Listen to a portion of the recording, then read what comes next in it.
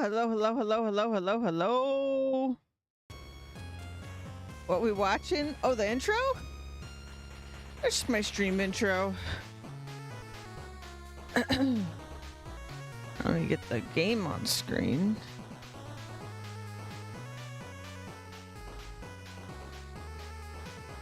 Never seen my intro. Yeah. I mean, you gotta be ready and waiting. Hey Peacock, hey Bill, hey Nutty. Welcome in, welcome in.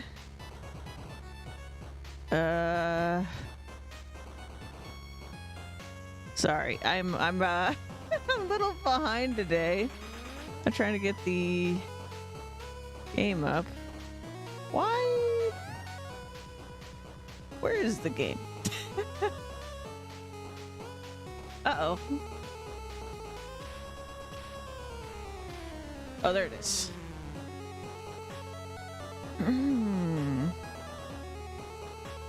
I'm a professional. All right, guys. Moonlighter, yeah. Yeah, so the intro is actually really old. And I have never remade it. XL2, 3.0, what a week. Yeah, 3.0 will be here before we know it. I've been noticing, so we got some things from the Siralim Discord. Let me open that up.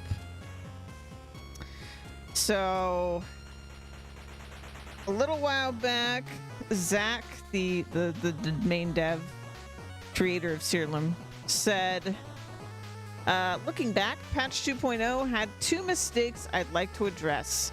The Spell Gym Dust revamp and card duplicates. Both are getting fixed in 3.0.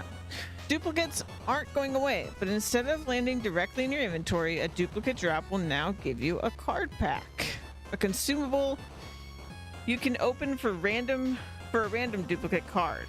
The goal is to bring back the excitement of actually receiving a card. I still got the excitement of receiving a card.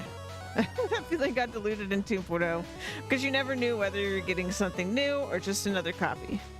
Yeah. Okay, I can see that. Sure. I also have plans to make duplicates more meaningful later on, so this system will get more interesting over time. Okay, I wonder what that means. Spell Gym Dust. In 2.0, I removed dust from the loot pool and moved it to God Shops, part of the broader push to make drops feel more exciting. Good idea in theory, terrible in practice, as it made enchanting your gems a total slog. I didn't find it that much of a slog, but okay. So in 3.0, dust is gone entirely. Enchanting now costs crystal, so no dust required. Different enchantments have different crystal costs, and you'll need to upgrade your enchanter to tier 3 to unlock the full property list. Okay. And then, like a few days ago, we got another update. In 3.0, completing a full cycle of nether bosses now allows you to raise realm instability beyond its original cap of 5. Now this is exciting. Realm instability can now be increased indefinitely through repeated nether boss cycles, and each additional point dramatically increases enemy difficulty while granting a small loot bonus. I will do it. I will do it for the loot. The system also replaces the game difficulty option from the options menu. Oh. But the game difficulty option in the options menu does not increase loot, right? The difficulty scaling is no joke, especially as you approach Realm Instability 10 and beyond. Fortunately, there are plenty of new progression systems and sources of additional power yet to be revealed to help you conquer these higher difficulties. In addition, hidden realm properties have been removed from the game. Ooh. Yeah, no hidden realm properties is cool. Because now you could, I feel like that opens up more build options because you could avoid things better.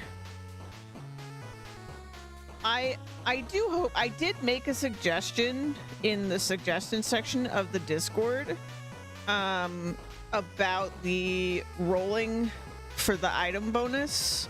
And someone else made a suggestion about rolling with like filters. So you could be like, I don't want this property, so just roll until I don't have that property, basically.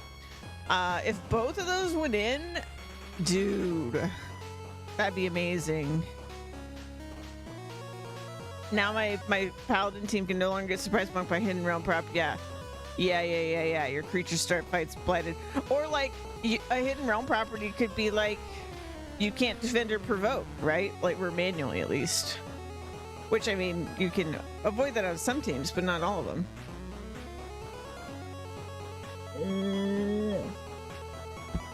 Anyway, let's run through where I was, because it's been a minute, because I've been in PoE 2 world. Okay. We, I believe, have gone through 3 cycles in endgame of nether bosses at this point. We're on our 4th. The last thing we unlocked by doing that was that a new boss appears randomly sometimes on the floor. I forget his name, but we've beaten that boss 3 times. I believe they said that if I beat him 5 times, something happens. So that's interesting. They did not explicitly call out that anything will happen for completing the current boss cycle we're on. Because we're not playing 3.0 yet, by the way. What I just read is coming, but we don't have that yet. I very successfully, I have a really awesome team right now that I've been using. We planned out a demonologist team, but I need like anointments and stuff like that, so it's going to be a while till I get all the pieces to what we planned out for the demonologist team for us to try that out. We still are collecting a bajillion keys because I want to get all the classes ascended. We're obviously still collecting piety and everything else. Xantai, that's its name. Yeah. So we're gonna see what happens when we do that. Yeah, so let's just go. I think I have everything. I probably left myself in a good spot. Okay, we're targeting Lloyd Prime, it looks like.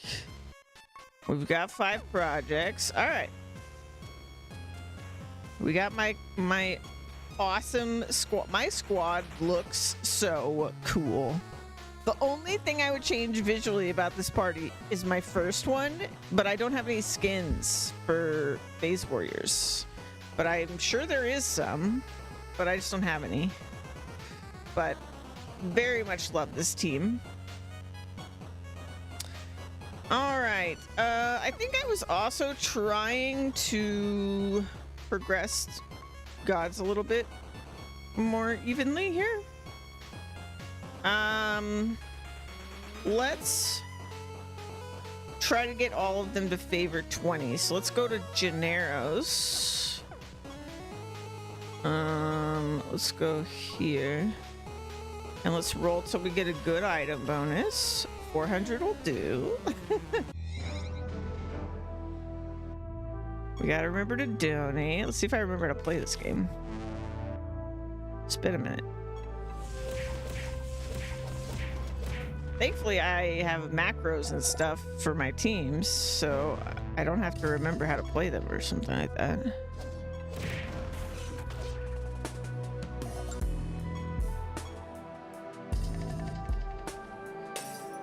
Oh my god, the music. I'm immediately so cozy. I love this game.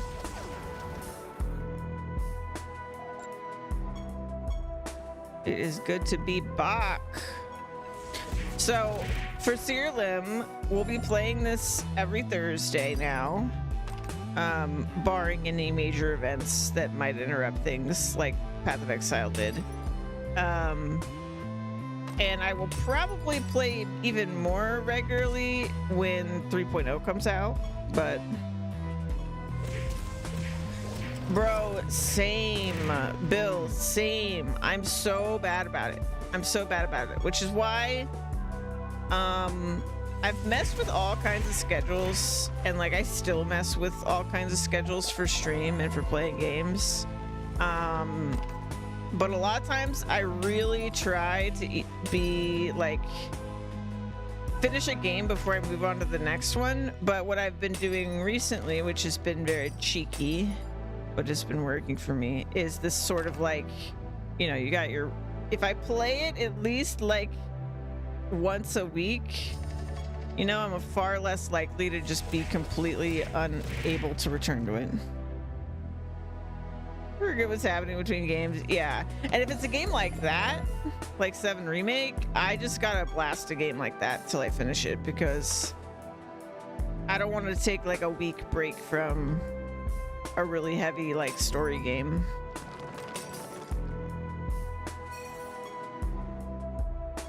So you will learn that if I put a game down and I'm away from it too long, either we're never going back to it, or we're starting over. When I get back to it, that is just what's gonna happen.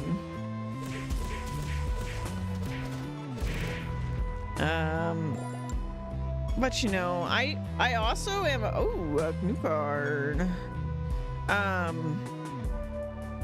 I'm also I have a problem with restarting games, just because, like, okay, simulator games in particular,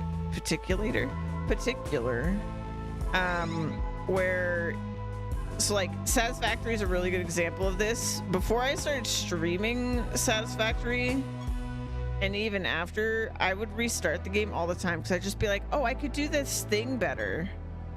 And then I would just start the entire game over, even though there's like, you can literally tear down things in Satisfactory and get all the components back, and like you could technically just like start over without actually starting over. But I still start over. I have a problem. So I also do that. I'm horribly inefficient at gaming, is what I'm trying to say.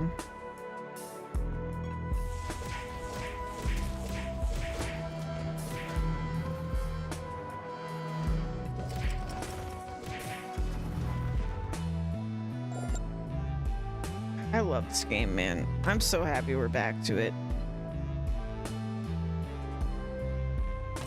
Yeah, things to grind. I feel your pain.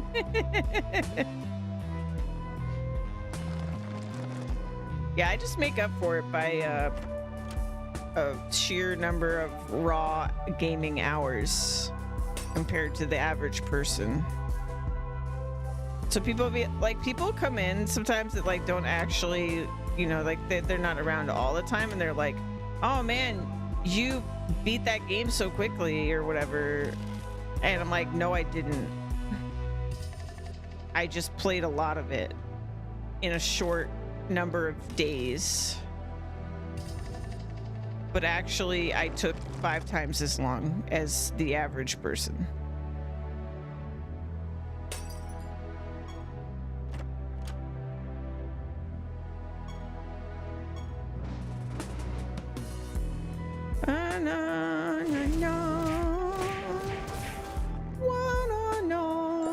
Man, this team is really good.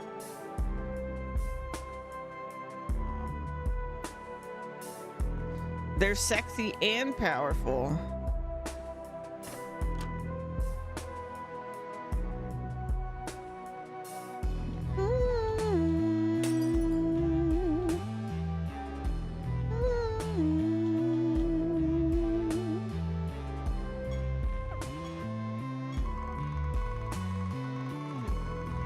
Should probably check my prophecy. Let's see. Oh, we gotta beat Eppington. Okay. Good to know.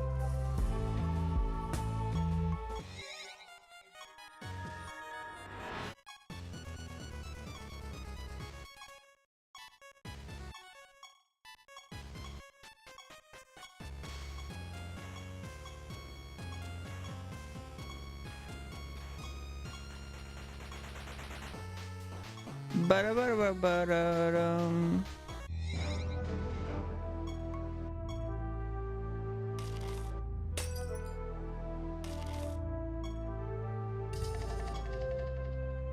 It would be really nice to get the roll until whatever settings. Sometimes it takes a minute.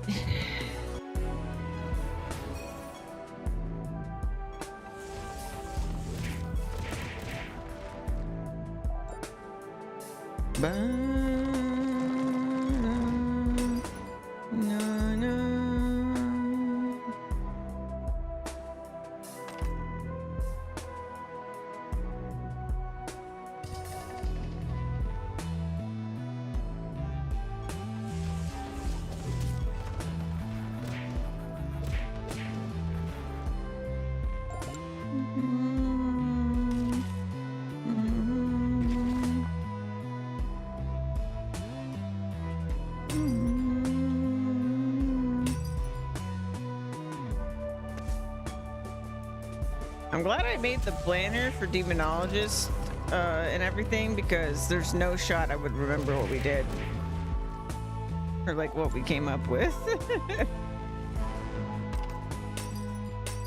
No shot.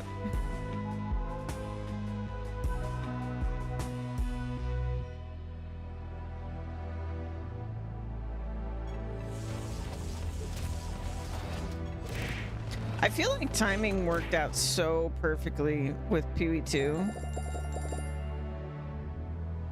Like, if I had swapped over PoE 2 any earlier, it would have been way more confusing. But we were like at the exact right moment of progression in Siralim for me to like bounce for a little bit and then come back. Absolutely perfect. So, question about Ravenfall. My character always has a melee weapon equipped because apparently it is the best weapon I have. But what if I want to be a magic man? Is there a way I can look at my inventory and equip a stat?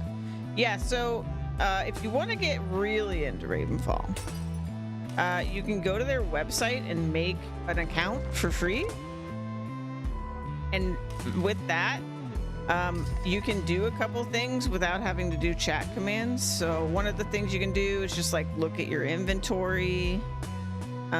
You can like equip things, you can vendor things without having to type into chat. You can exchange loyalty points to get some special items and stuff.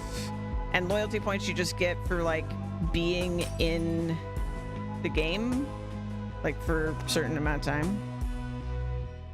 Also, if you get the account set up, you can also set up having alts, and you can have 2 alts, which is largely how I make so much money, because my alts are just like farming mats that they sell.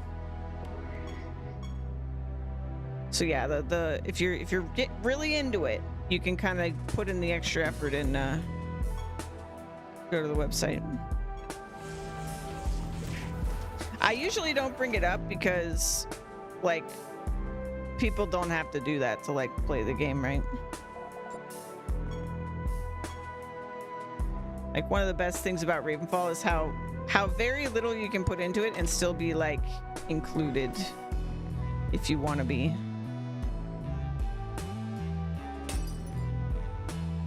But you can go ham as well.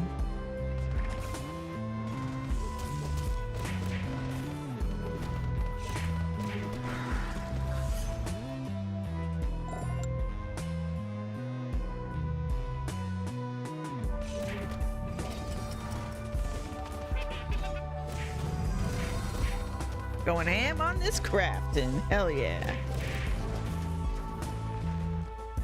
Yeah, and there's actually an online marketplace as well that you can like trade with other players. So if you're big into playing with the economy, you could like play the market a little bit, stuff like that. Way better on Ravenfall website. Yeah, there you go. Yeah, there's a lot of stuff I prefer to do on the website, like just like managing my inventory and figuring out what to equip and stuff like that. Like technically everything can be done via chat commands, but yeah. Lola, hey, welcome in.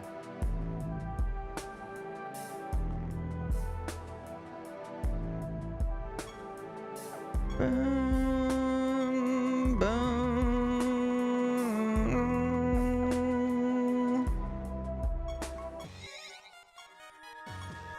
Let's see.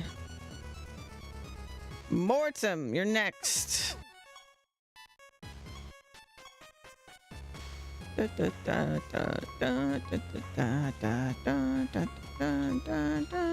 is Mortem?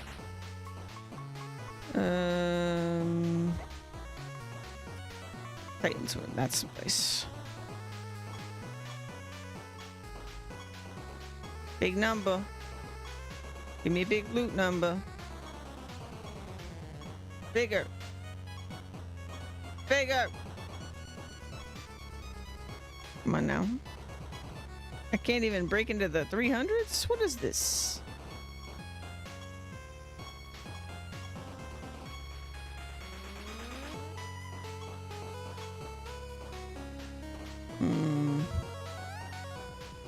Bigger. Bigger.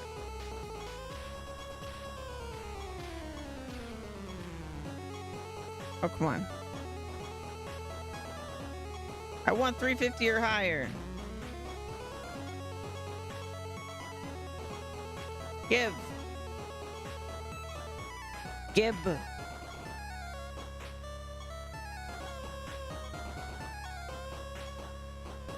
What is this? These are baby numbers.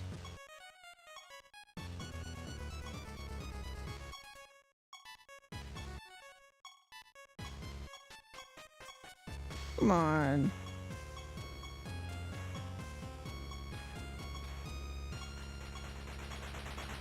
Oh my God.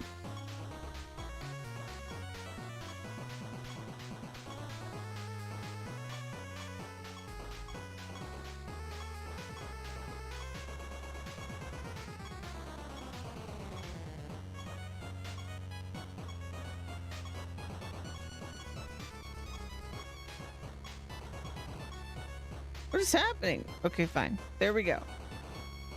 Jeez. They did not want to give me that item bonus. What the hell, man?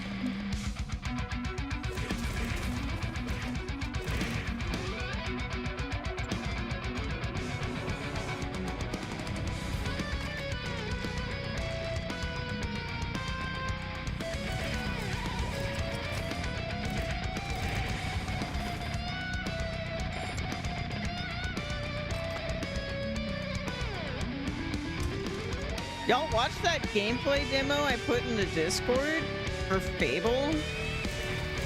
Freaking wild. It was kind of like they had really lofty promises, but it was also kind of shallow compared to how they were like talking about it as they were doing it. It's so weird.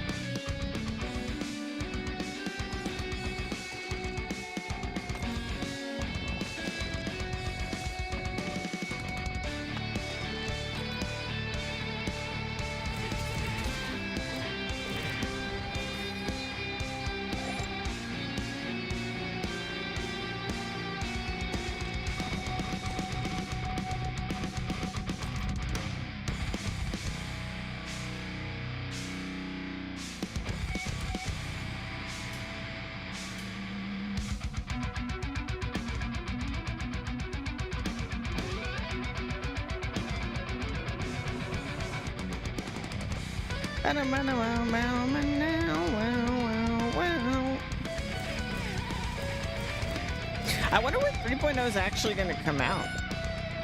I don't even think it's out in beta yet, right? I've been burnt by a few games that had fantastic cinematic trailers and even gameplay trailers, but less than good gameplay. I'll keep an eye until full release. Yeah. No, it definitely gave me a little bit of vibes of like there's no shot. Like there's some like lofty promises. And I could kind of like, again, because so many games have done this, like the big AAA games, I'm just kind of like, I can kind of see the cracks already in what you're showing and how like, even though you're saying the words, how really this is going to work out.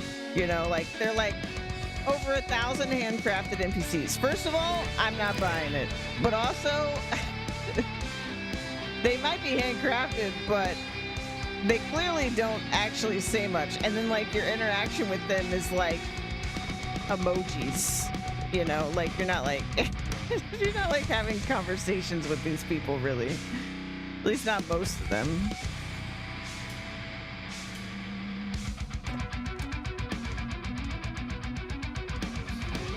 Like, I don't know, I wish that when they would advertise stuff like, cause like it still looked fun. But like when you're talking about it, you don't have to like act like you've made the most complex system in a video game. You could just say it how it is, you know? They were acting like it was like the most realistic simulation of a fantasy world ever made. And what they showed was like really not. It was really not that. But I'm sure the game will still be fun based on what they showed, but...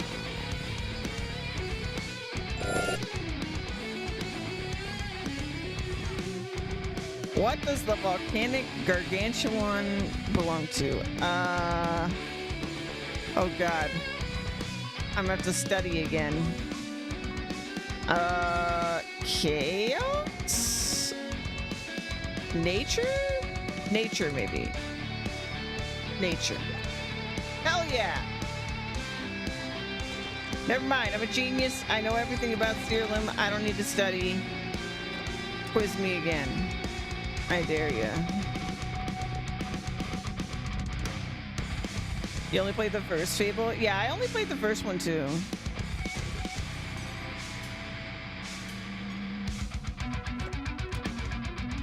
Nightly genius. That's me.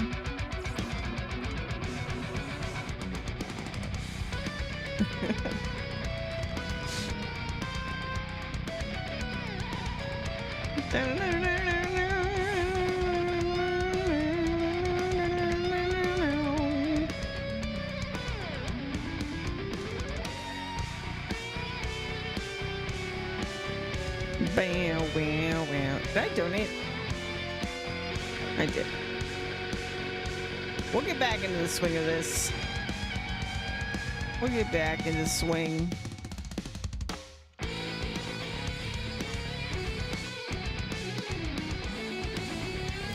Bermuda huge brain. Oh my god. Yes. Full rebrand. Oh yes.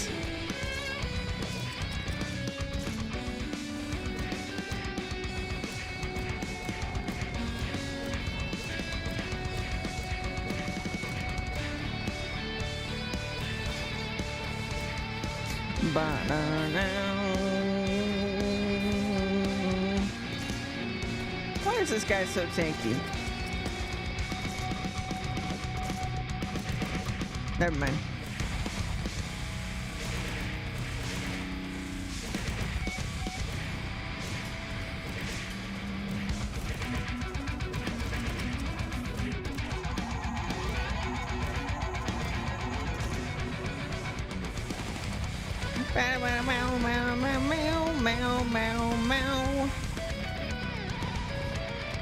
This one's stanky.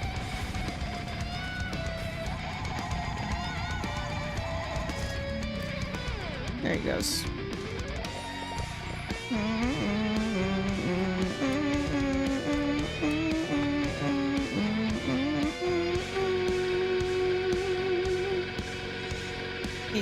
Hubris, yeah.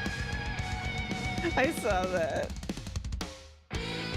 Nasty.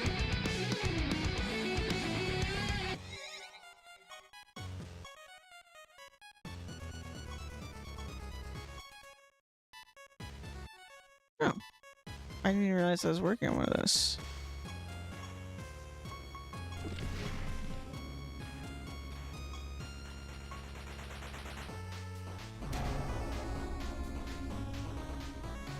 A muscly gym man. I forgot to even look at what he did. Hold on.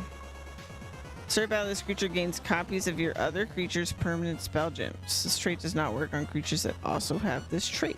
Mm.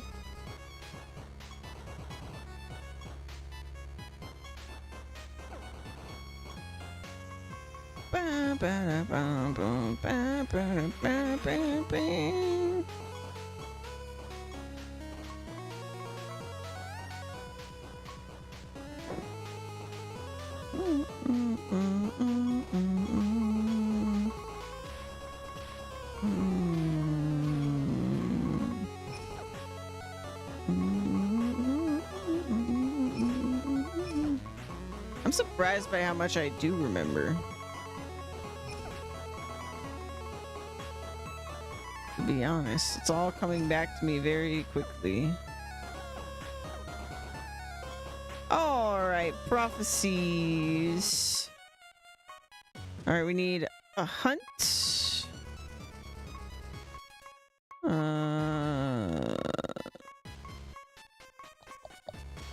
The other missions, experiment.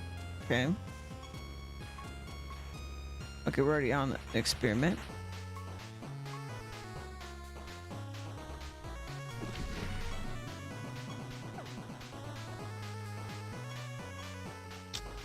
And let's do a raid. And that's everything. Okay.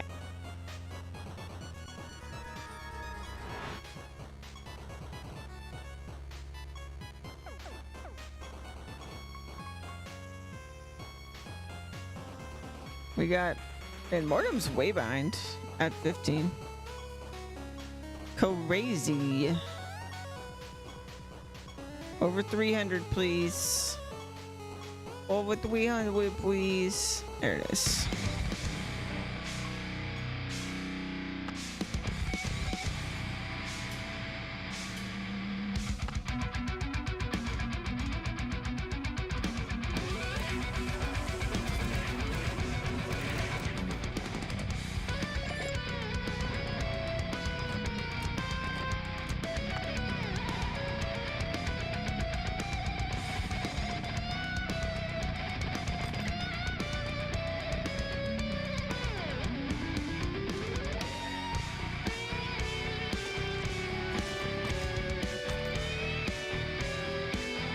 Oh, and I was looking around for people doing anything similar to what I want to do with my ranger, and I found one person.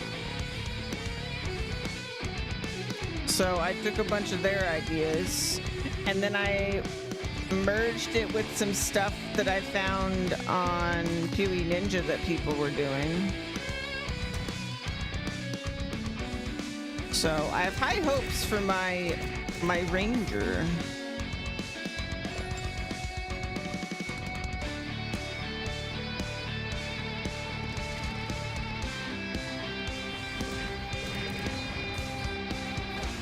It looks like Spiral Volley will be really fun, but we'll see.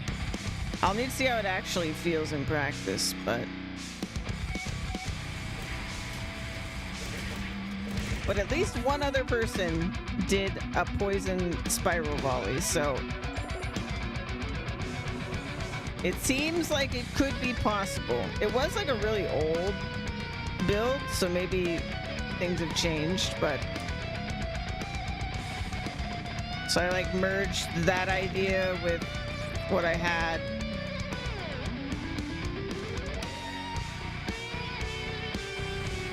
And they didn't go Chaos and Knock, and I really want to go Chaos and Knock, so I'm kind of like blending other stuff, but maybe it'll work.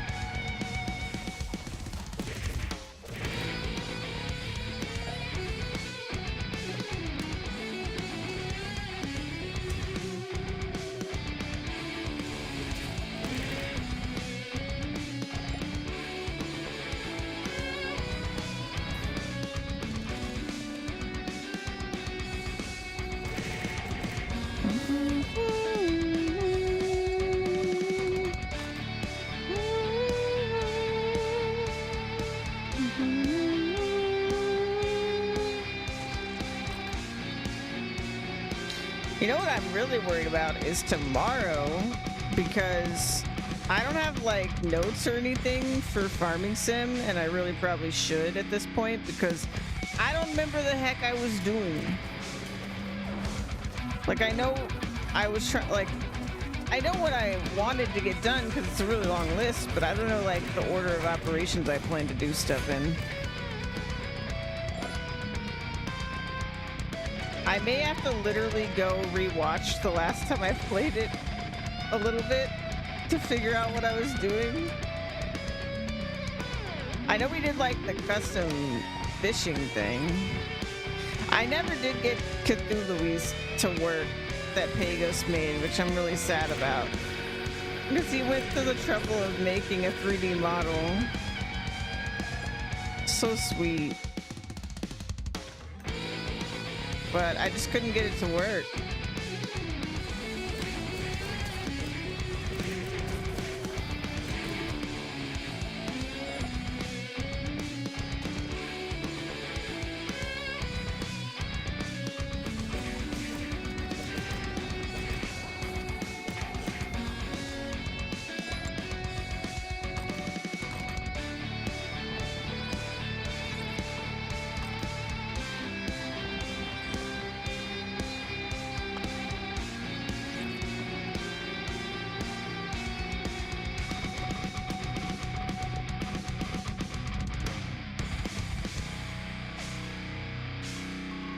I didn't eat before stream again because I was busy, and now I'm gonna have to take a break at some point for that,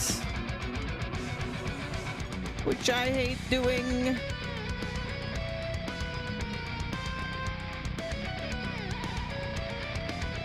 Stupid bodily functions.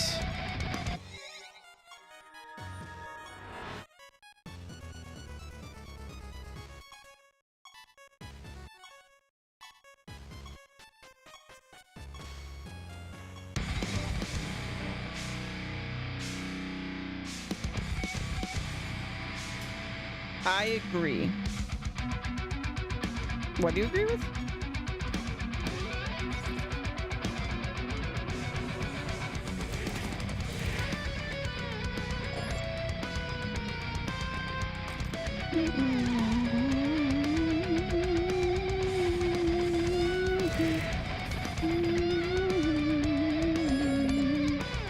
Stupid bodily function, yeah. It's always getting in the way. You know what I mean? You know what I mean? Like, I'm out here trying to do stuff and my body's like, nope, gotta do this checklist of things.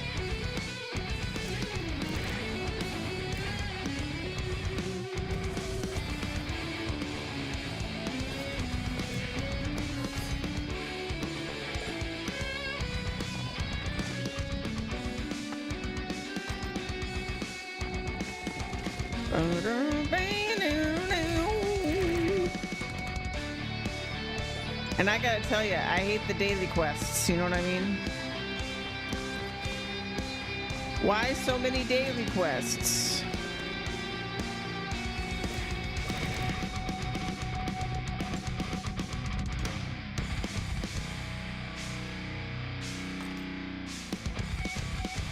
Deepa, did you get coffee? I did get coffee. I got coffee. In fact, actually, I have no more coffee. I just finished my coffee.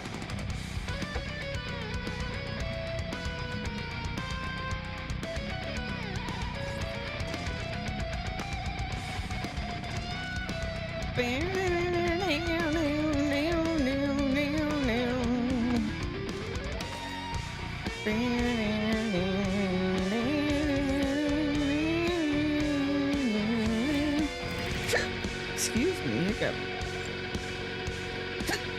Speaking of bodily functions,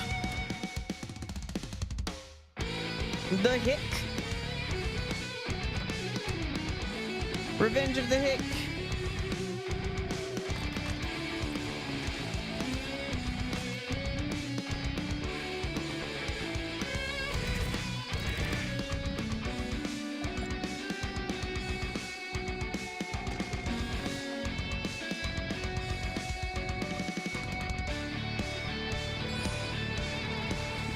Hydrate is a good idea. It's a good idea.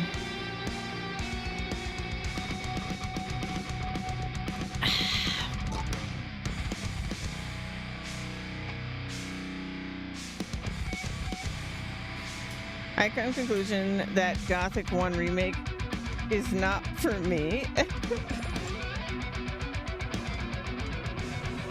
What kind of game is that? Is that a horror game?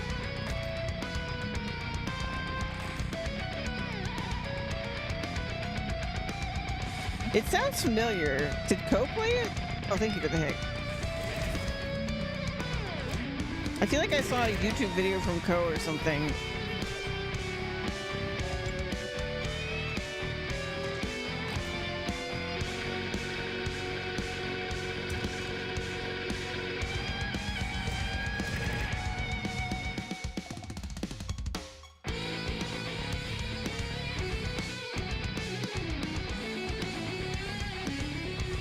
I'm guessing it's like an Elder Scrolls game if the game actually wanted you to suffer.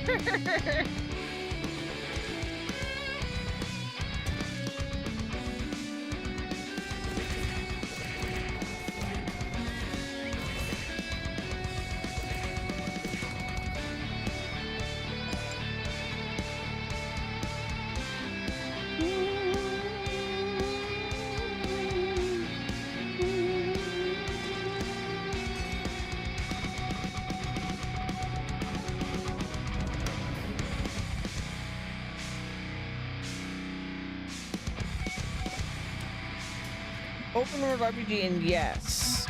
Bro Club, women only serve the leaders, and the two I saw were farming some crime boss. Oh.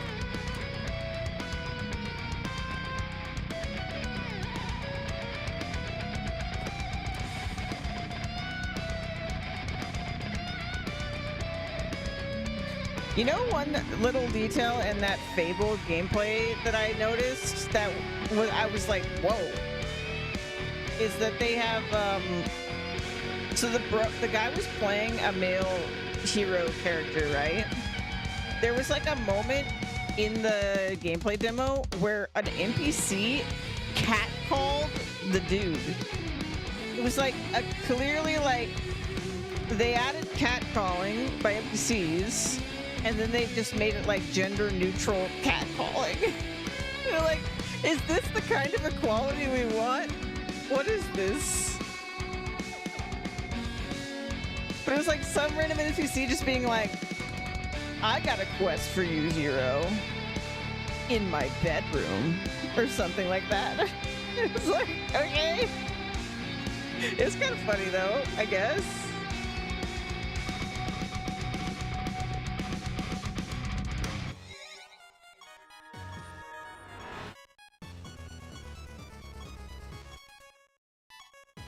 Bigger number. Bigger number. There we go. That's a big number.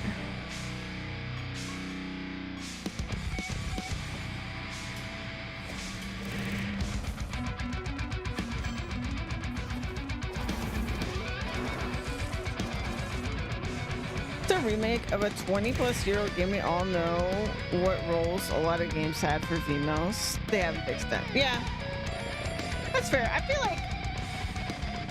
like you can't really win in that scenario. Because if you fix it, then you're like messing with the original game. If you don't, then yeah. Top of the timeline.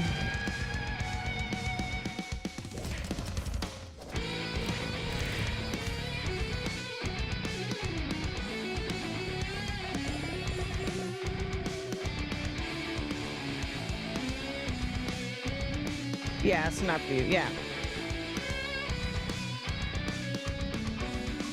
Is what it is.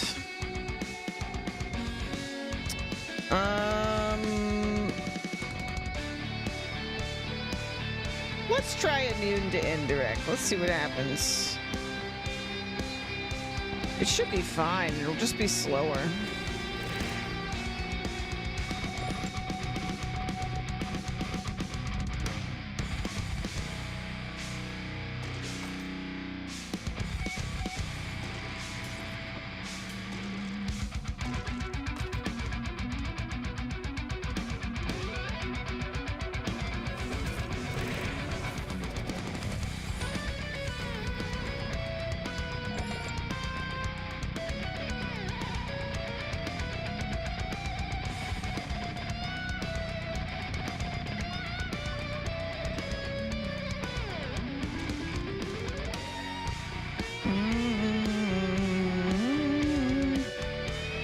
They're finally fixing the AC in my part of the office. Oh, hey, nice. Oh my God. Working without AC. Toughest false guys out there. I know your current team. We've already beat him before. Yeah, no, I think all future teams will have to operate very differently to this team. This team just sort of is fine regardless of everything.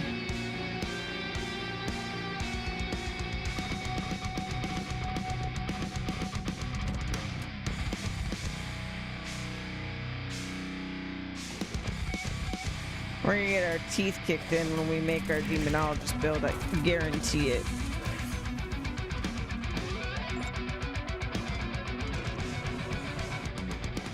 I feel like I'm in this really rough spot now where it's like,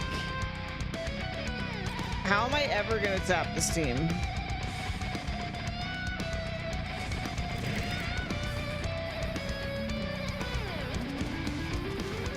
But now, okay, but with 3.0 bringing in more difficulty sliders, that does open up the option of just make this team better. Because maybe it'll get hard enough that this team needs to get better, which that would be pretty exciting.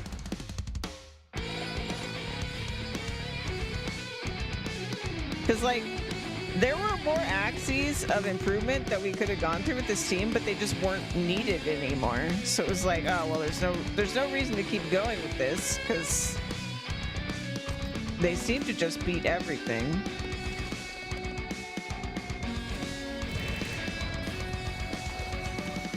But if we can start to get harder and harder and harder, then there's a reason to improve the team. Happy with my current demonologist team, but it took like 7 or so revisions to get there. Absolute headache. How so many traits that interact with summons this would say does not to apply. Yeah. No, I was honestly surprised when we were like going through figuring out what I wanted to do for my team, how much my brain was getting overwhelmed, because it's just like a whole nother layer of stuff to remember in terms of interactions. I do think I kind of gave up near the end of our planning though, and I just was like, well, we're gonna do this and we're just gonna see what happens. Because I'm definitely not thinking of all the angles here. So we'll just figure out what doesn't happen and what does happen when I make the team. And we'll fix problems as we run into them. It's like programming disguised as an RPG. Oh my gosh. There's this game that I keep going back to that I fucking love. Because I love incremental games and I love like idle games. And there's this game called Bitburner where you program, like you write programs to automate stuff. And I forget what language it's in. I think it's like a cousin to something real. Oh my god, I love Bitburner, bro.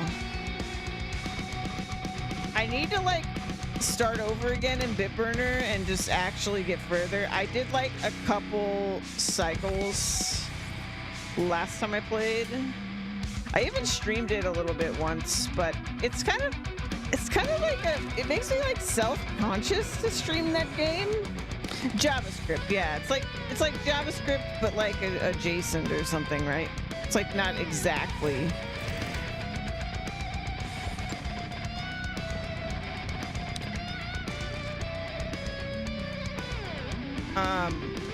Yeah, no, that game's really, really fun.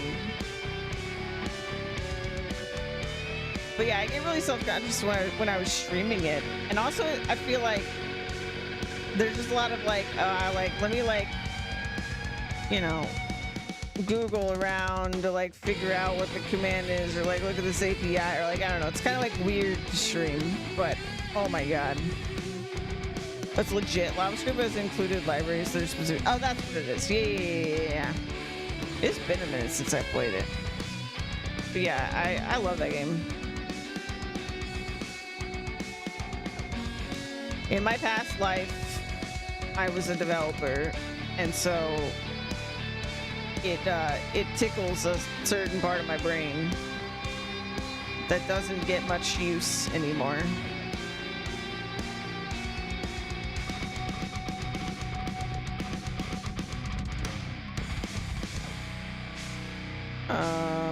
Oh, right.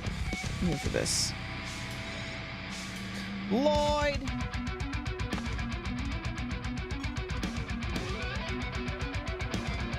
Yeah, my save files might be somewhere too.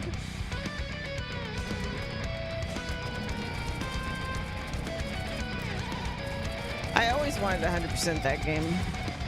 I think the furthest I got, I did like... I want to say, I don't even know what it's called in that game, but I did like at least 5, maybe more resets. I know I think I like got all the, I farmed like one of the realms or whatever they're called many, many times for the bonuses.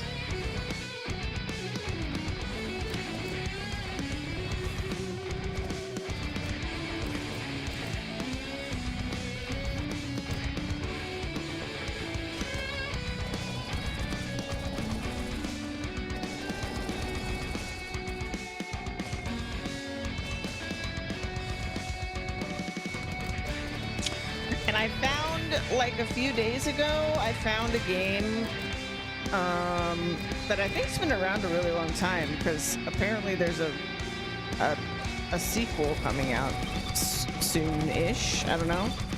But it's called Melvor Idol 2022. Yeah, I feel like it's probably been a really long time for me too. And that is very much RuneScape Idol. And I've been having fun with it. I'm in it right now. I think I'm fishing.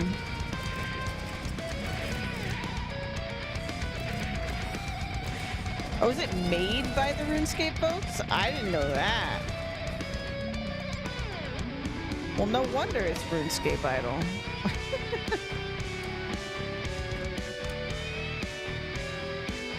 I can't see. Shoot. Hold on. Let me look at the planner for the demonologist. Okay, we want Stars Align, Visitors from Before, Army of the Damned, Great Walker, Meat Shields.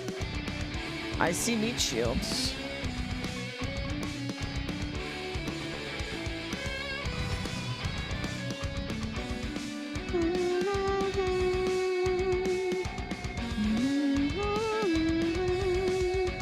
Enemies take damage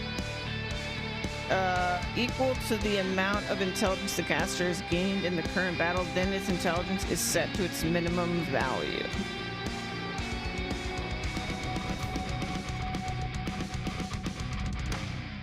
Okay. It's a cool spell.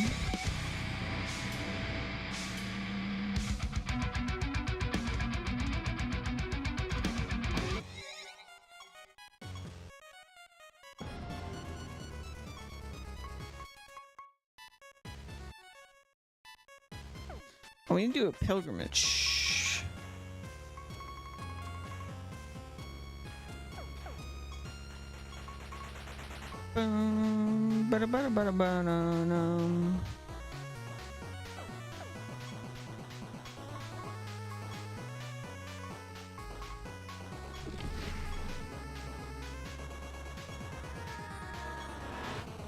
think Jagex just published it. Looks like the devs are gazing out. Oh, but still, it's interesting that I was wondering because they explicitly name drop RuneScape on like the Steam page, and I was like, that's bold of you.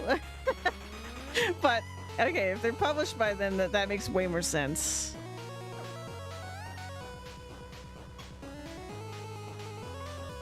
Boom, boom, boom, boom. The creatures gain a copy of the spell gem in the target's artifact's spell slot. Hmm.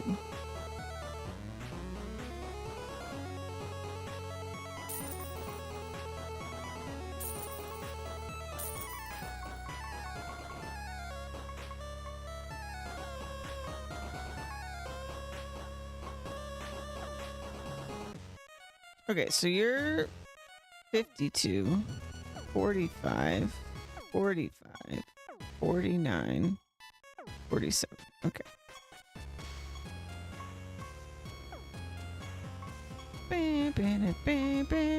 Okay, we have to fight Imp Impington for our prophecy.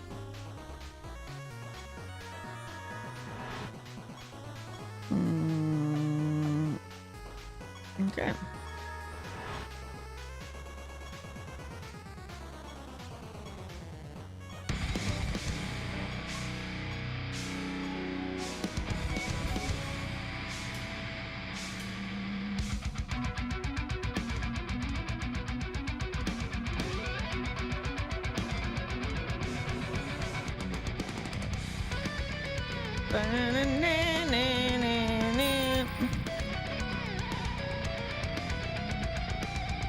After this creature attacks, it removes the target's traits that it didn't start with in battle and gives them to your creatures. Ooh.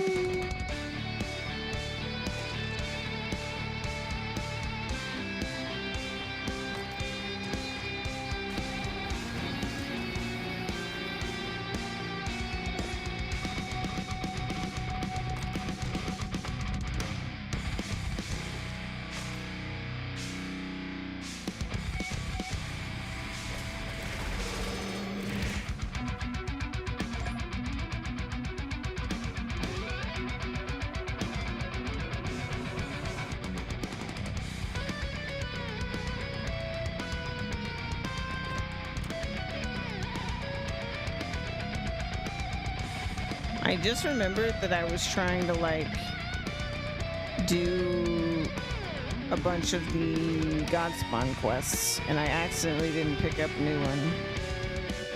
Next time we finish a quest, I'll have to figure out another one we don't have.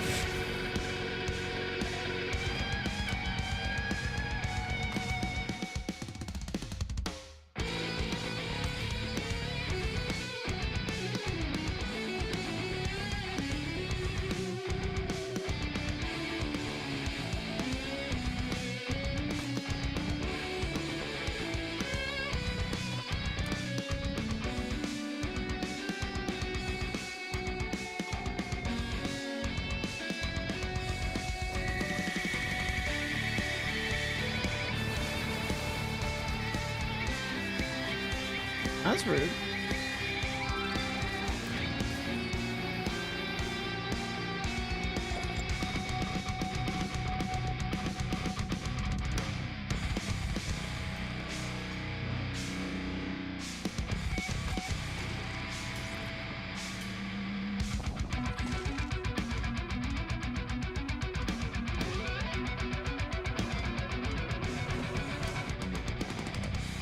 Yeah, Life Orb was a real game changer on this team.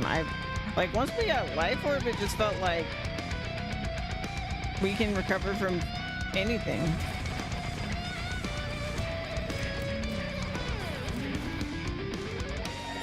Such a powerful tool.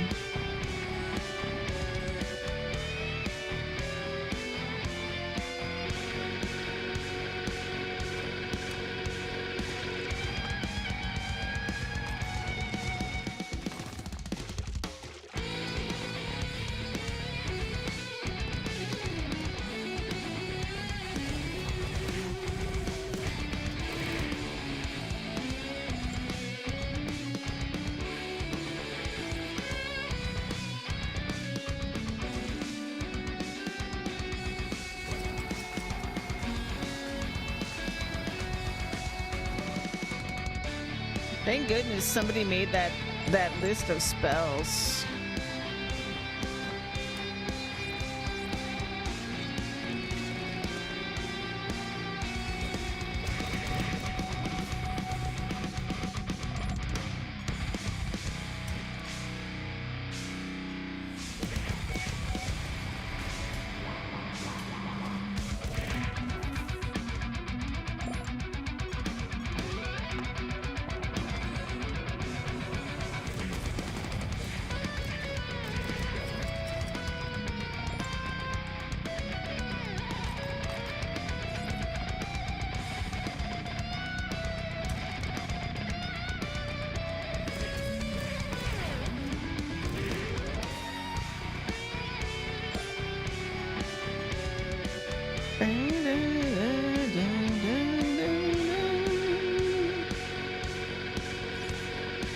I wonder when 3.0 comes out, what level of instability will be the one I've unlocked.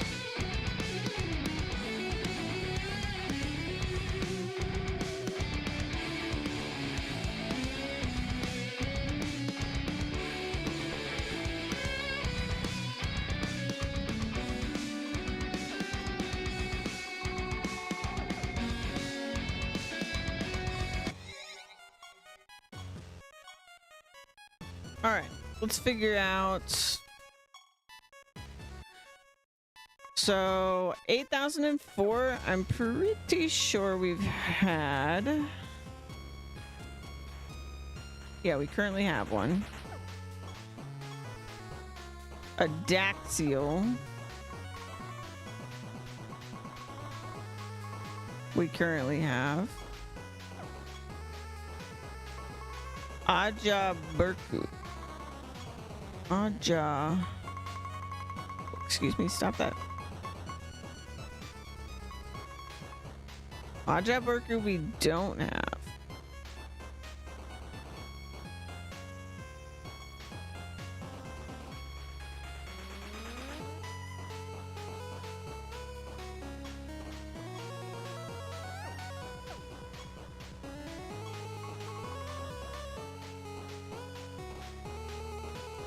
Ozerol. What's my favorite with Ozerol? Okay.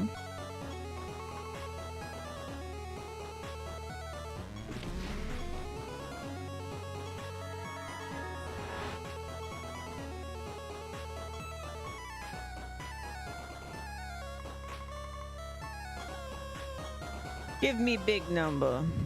Bigger. That's it.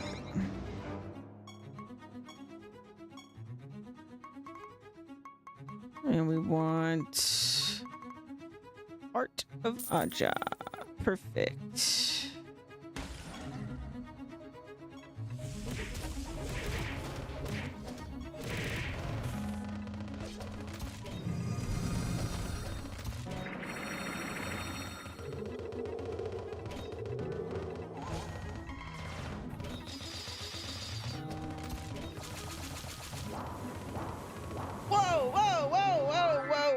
Whoa. Stop that. That made me uncomfortable.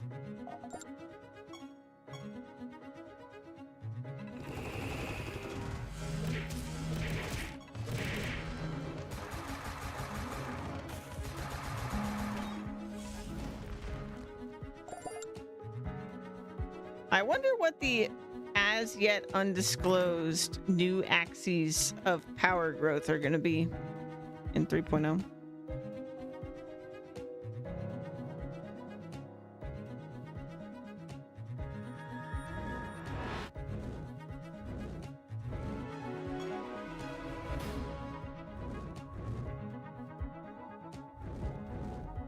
We already know we have like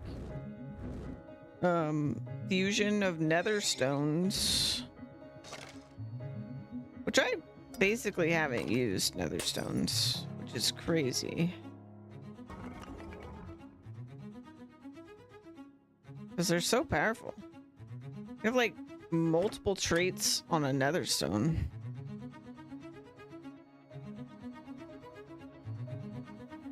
But just because they're random, I prefer things to be a little bit more deterministic that I actually use. And again, it feels like a consumable because I can't pull them out without destroying them, so...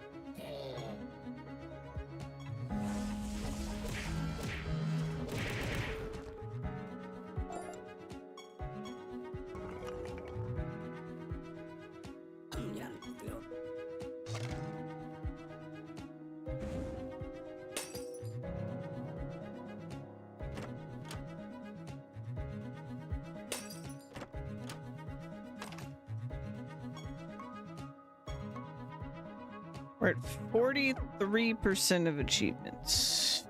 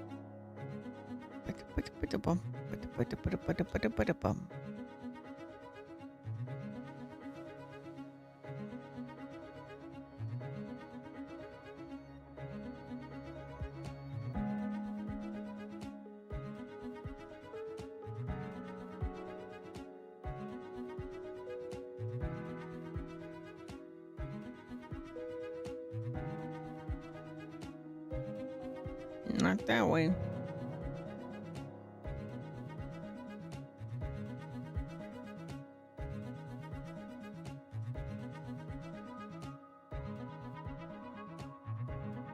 What am I missing? What am I?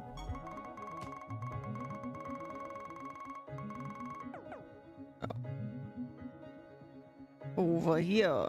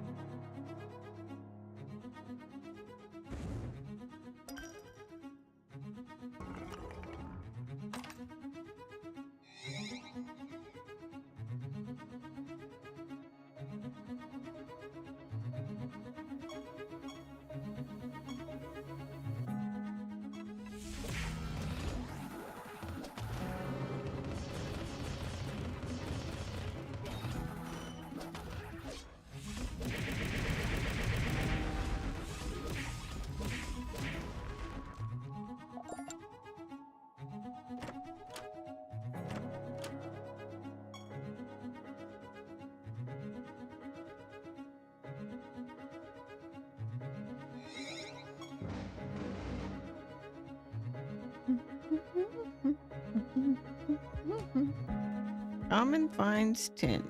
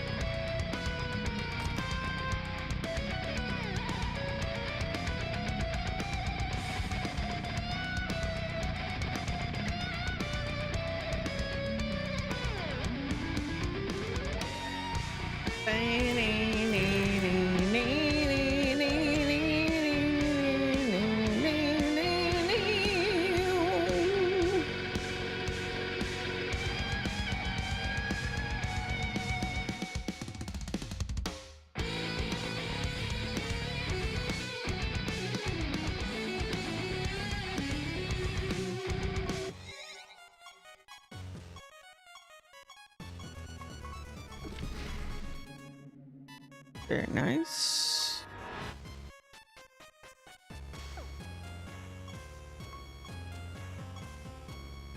All right. I know it's early, but like I said, I forgot to eat. So let me do that, and I will be back. I'll give you guys Ravenfall while I do that.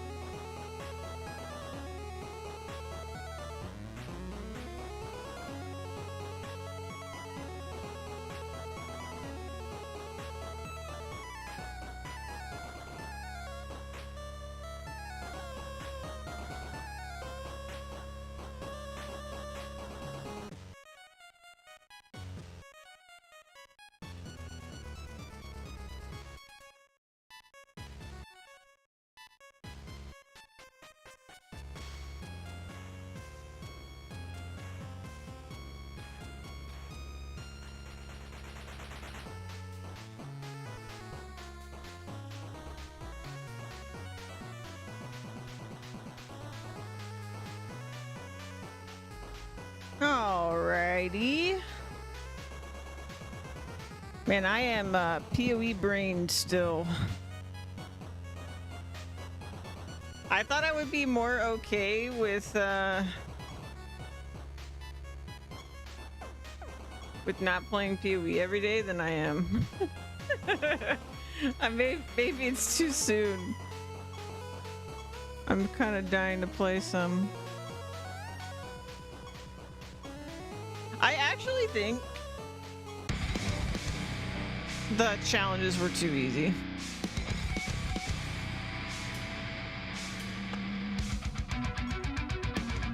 I don't know what they could have done though.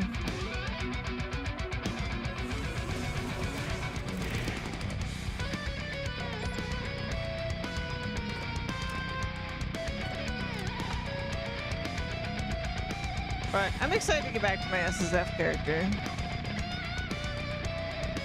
I might have to play a little bit this weekend without y'all just to get my fix in or something.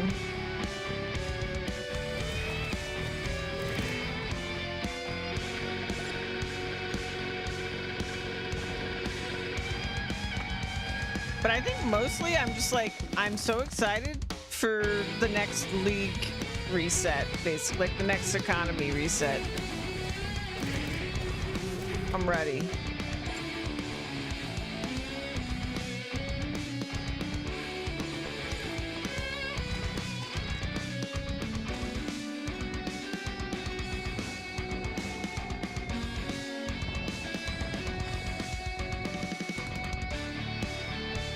At least I get the feeling of a reset because we're doing SSF, but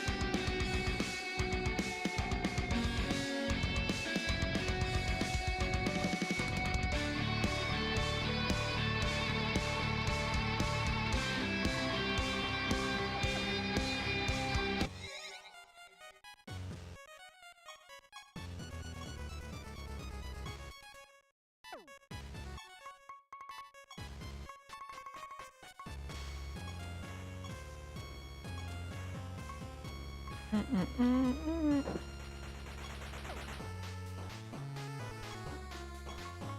Mm.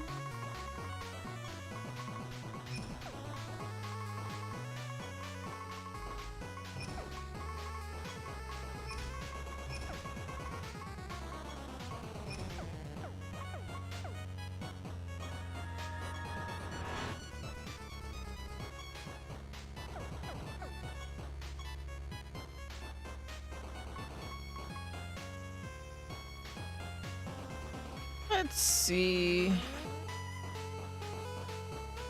Oh, hey. Now it's just Tenebris, and then everybody will be over 20. That's pretty good.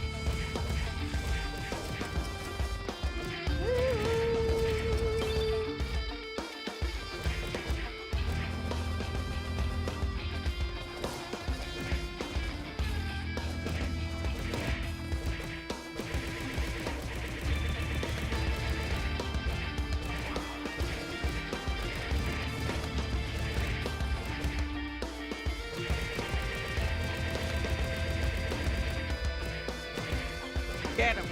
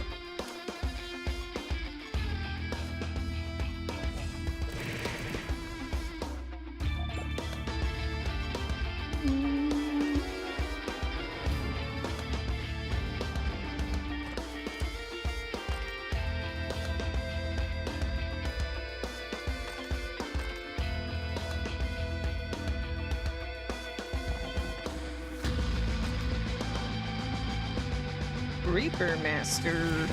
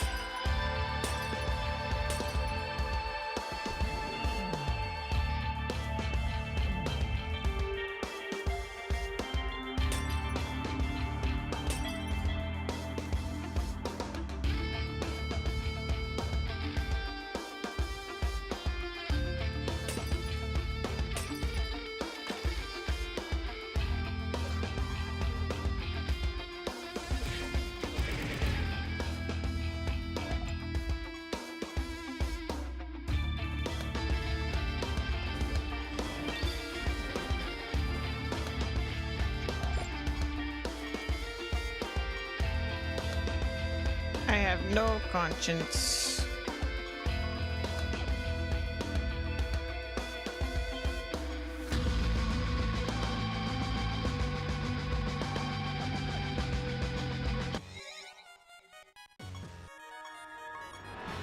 Alright, I need to actually eat my food. So let me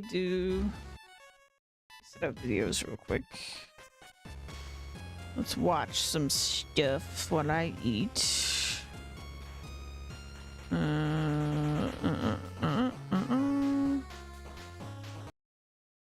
Go here. There. Do do do do do. Let's find something to watch.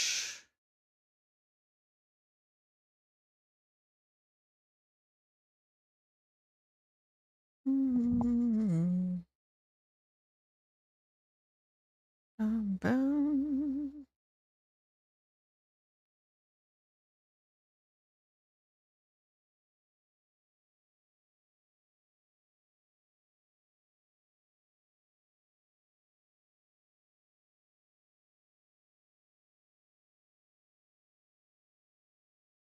Do do do do do. Any new PoE stuff? Oh, this looks good. A co-clip? A co-clip?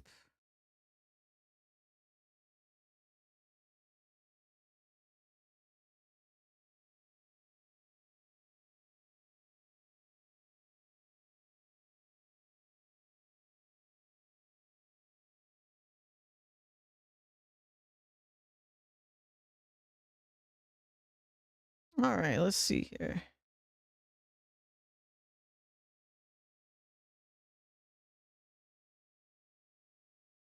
Da da da da dum.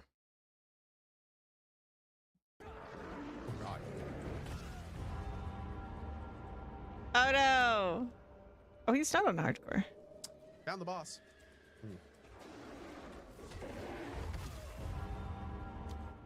Found the boss again.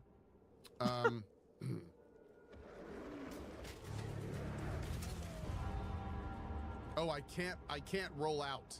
Okay. Found the boss. All right. Oh no!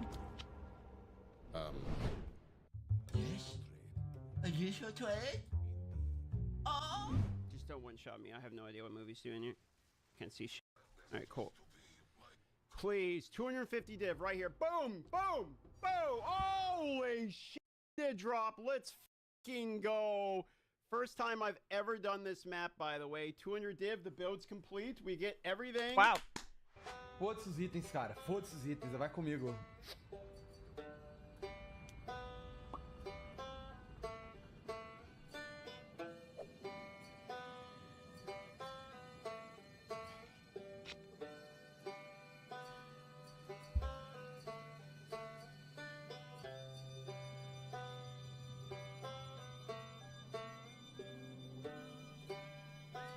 Oh.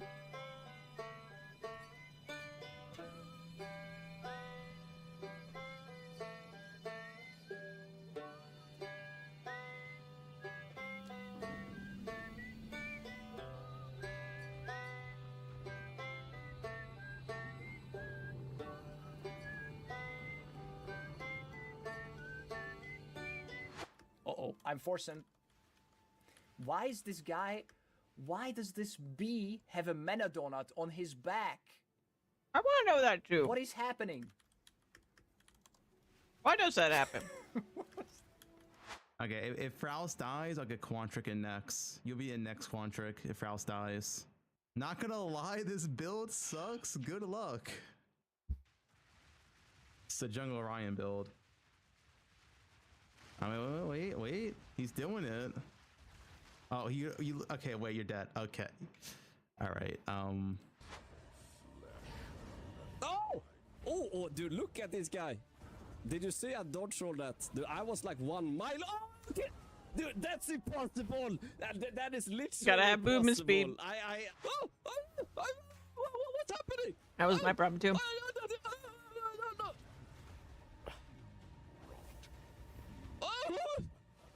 Why? What's happening? What is this face? I don't remember. Why am I not regenerating my energy shield? I can't move. No. Oh. I think this is exactly what I sounded like doing this boss. No. Was it second phase already? No. Roll this one. Nice. Good job. Yeah, you see, the idols are dropping instantly.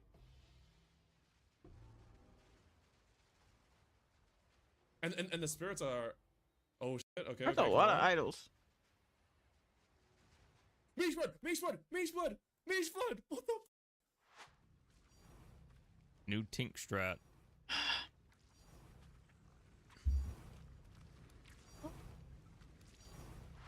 The hell?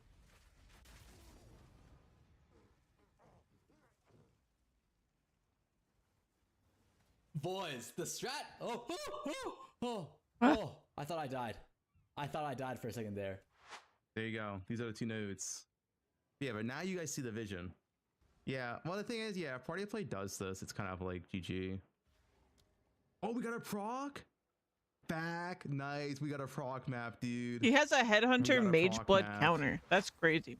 A tank somewhere. The Echoes. Another Echoes. Was this why the Echo's price went down? So you guys starting to see the vision? You starting to see the vision? The proc maps, dude. He's gonna freeze the moment he gets up, probably. Oh my god. I got it! I got it! Okay.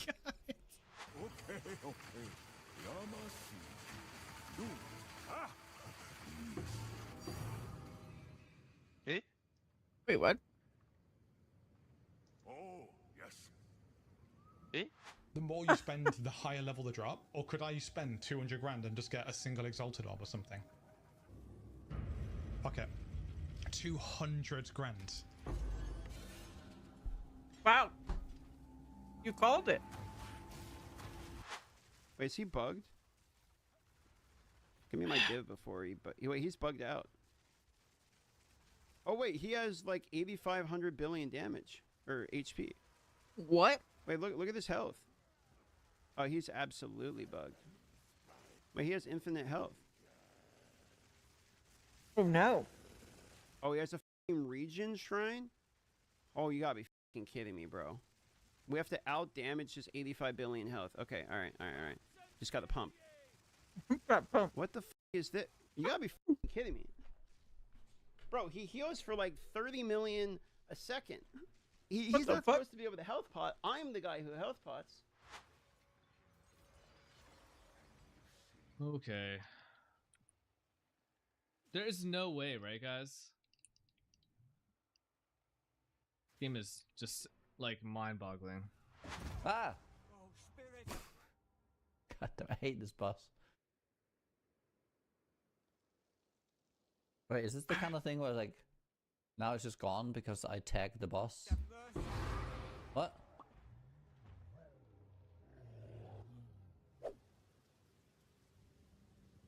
Yep. Oh! That's a lot of things. Oh god. But Ritual has much higher highs. Abyss is like going to your 9 to 5. I Ritual really is like don't think going I to can go casino. back to hardcore in You can tell Pee-wee 2, when man. she's finished a ritual or a Sekima run because you hear, oh.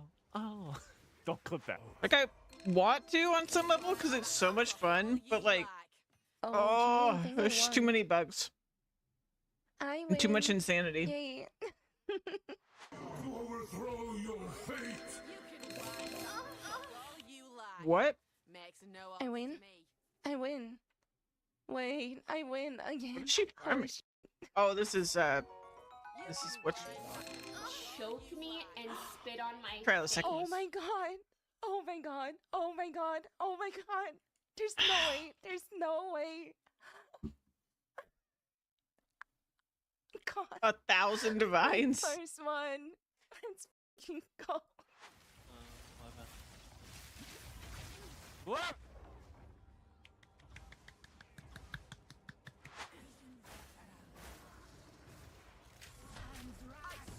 What? Well then. What hit? What? Хочеться вже подивитись на цей момент істини.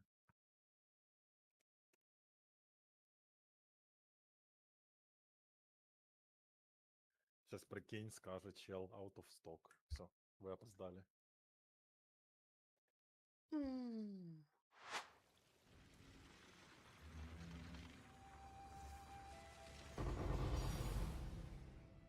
What? Why is it bad? Picture this. Someone eats $20 of Taco Bell and rips a nasty f***ing fart under the bed sheets, and then they wrap you in the blanket, and you're just stuck in there with the fart. That's Warrior. If this one hits +3, it's basically worth nothing. Well, actually, it's worth quite a lot because it's 2 sockets, but +3 is +2 with a +5. The 2 sockets with +5 would basically be like 200 divs. Like this. Boom. My god.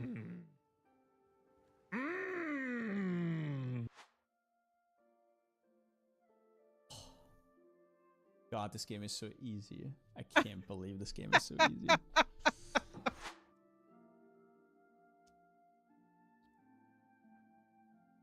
Oh! Oh! What? What? Wow.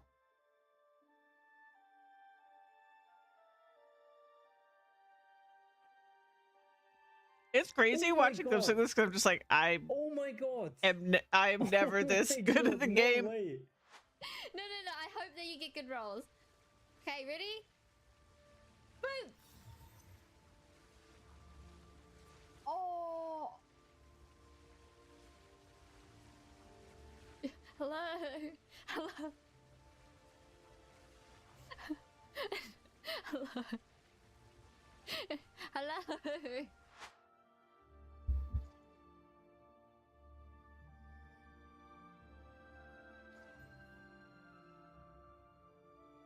Damage recouped his life?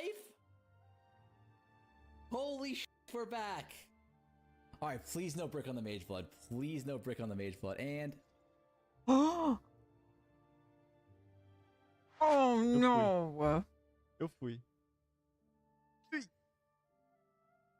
deleted a Mage Blood. Product of your arrogance.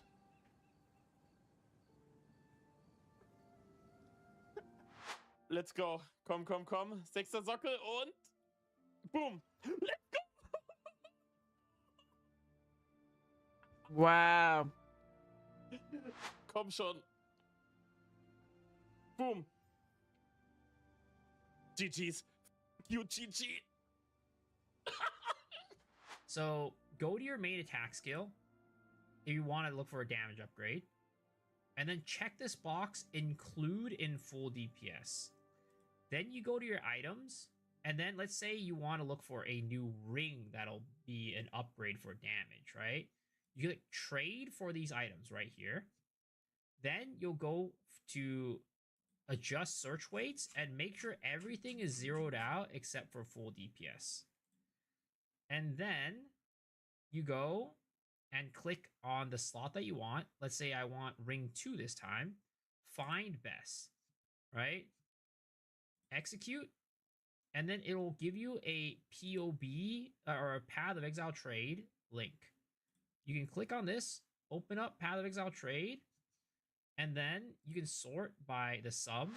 Guys, I had a Colombian haircutter who cut my hair, and I'm like, where's Colombia? And then I said, is it like in Brazil? And he laughed. No. I have a girlfriend and I would swap that without regards for a mirror. Dog. I got a girlfriend too, and there is not anything in the world I would give up for her. There is nothing I would give up for my girlfriend. You feel me, chat? Why am I yelling? I don't know. I take the mirror though. 2 mirrors, and we have a deal. Okay. Wow.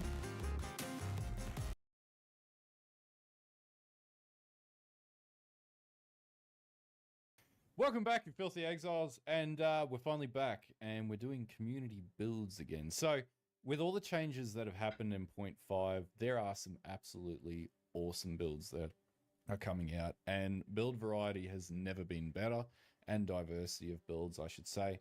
And yeah, so we're going to go through those, and to start us off, this is going to be episode 1 of season 4 of 5 awesome community build showcases, and yeah, there's some pretty doozy ones in here. In particular, Gemling Legionnaire is just insanely good with the alternative quality arrangements and the ascendancy. But anyway, yeah, I feel like people probably barely scratched the surface of all the Gemling Legionnaire stuff. Here, just reach out to me. I'm happy to post edit. But for everyone who's watching, don't forget to stop by all the creators' channels, drop them likes and subs. And without any further ado, let's get into the video. Okay, so the first build that we've got here is from Lanek, and I thought this one was actually pretty cool because this is a very strong Titan setup. So just having a look at the breakdown, and obviously he's got a bit of a breakdown in his build guide as well as full explanation, and everything that you need to really know. He runs through in his build changes, and of course, if you check out his a lot channel, of fire. His first video iteration will be up for this as well. There's also a Mobalytics profile link as well that he's got in the description. But basically, he goes into detail with this one, and just sort of looking at the POB, there's some pretty cool things going on. So he actually uses number one, he's obviously using Brutus Lead Sprinkler, which is quite frankly really powerful right now. Strength stacking is pretty OP. You don't need a lot of strength to make it super OP, which is even better. But the big advantage with this build is it actually uses Bramble Slam, and I haven't actually seen anybody successfully use that in a build before, and I thought it was quite cool. So basically, when he hits Bramble Slam, then what happens the hell is when Bramble Slam? over the top of the Bramble Slam, then Molten Shower triggers, and then that causes a Hellstorm of Fire, which blows everything up. And then obviously for bosses, he's then got Ancestral Cry with, again, Bramble Slam and Sunder? Like, what am I looking then at? He just runs around the enemy and just destroys them. And the Bramble Slam drops the plants, and the plants trigger the Brutus Lead Sprinklers for Molten Shower. It's a really good loop. Huge health pool, absolutely massive EHP pool on this. So over 5,000 HP and 42,000 armor, which is really strong. And just a really, really good damn, look at that. I thought this was actually an incredibly creative build. It's really tanky, really strong. You know, smash your way through maps. Don't worry too much about taking damage. We are in Day of the Tank at this point. And anyway, so this is the first one that I'll feature. And obviously there'll be a link in the description below to his video, and he'll have his further details there for you to follow if you so choose to have a crack at this build.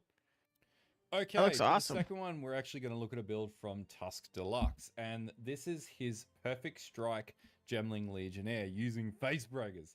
So, the coolest thing about this one, number one, is Perfect Strike. And finally, actually, a Face Breaker Wooly build. Put out a video today which looked really good with Perfect Strike as well, but it didn't use Face Breakers. It used, I think, Brutus Lead Sprinklers. It was pretty OP too.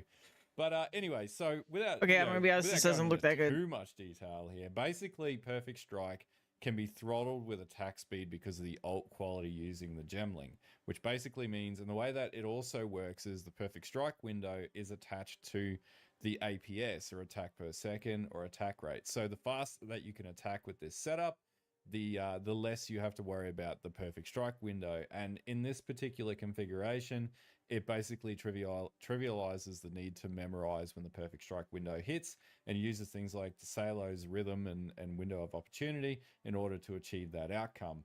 Basically, what it means It looks is you can just really tap the attack clunky. button I and you'll would pick not out a want to play perfect strike this. without having to think about it every single time. And that's really, really cool. Now, other big overall, yeah, really, really good build. A face breaker. What else we Rightio, got? So the next one we're going to feature is from Awesome GIO, and Machine it's gun their turret machine-gunned, infernalist. Turret infernalist, and this one in particular does Bone Storm spell totems. So I looked at this and I went, "This is absolutely wild." So there's a lot of shenanigans in this build, including Demon Form, Oh which they run my through in god! their guide, basically talking about how they can actually sustain the Demon Form through I haven't even fought that regeneration. boss. But as an overall, just does like an absolutely ballistic level of damage. Now, the big catalyst for the damage is obviously gem levels, cast speed is a big one as well, and additional projectiles. And there is a What ton the of that built into this fuck? build. As an overall, the guide is very robust, and this is one of those like really crazy builds that like you just don't see people normally put together. What and, like, the how he hell? figured this out is even crazier. But yeah, anyway, I'm playing the thought wrong this was spell really totem cool when build, I saw man. it, and definitely stop by his channel and check out his video. He's got a lot of detail in it. Does talk about how to get low Whoa. life working, power charge generation. He actually uses the Coward's Legacy, which gives you a heap of buffs for low life, or at least helps you buff into low life. But basically, yeah, there's budget gearing. want to for low play levels, this. Budget mapping set up. He's provided all that information in his video.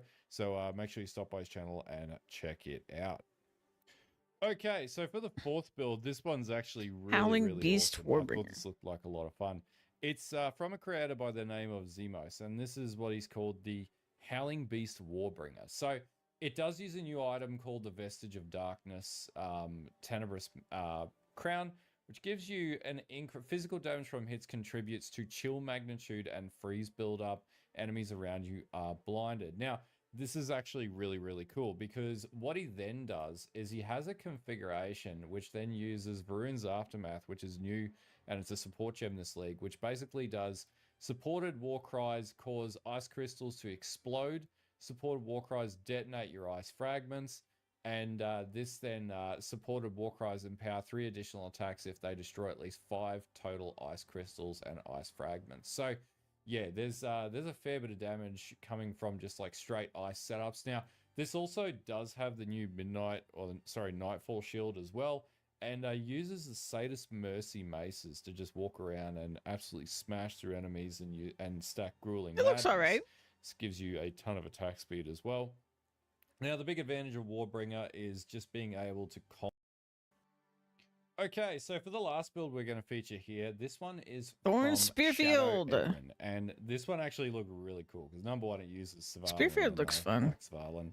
Also have one in my my stash as well. But yeah, no, it uses Spearfield, but in a combination with Thorns, and we use, for example, Dreadfist, which is pretty standard.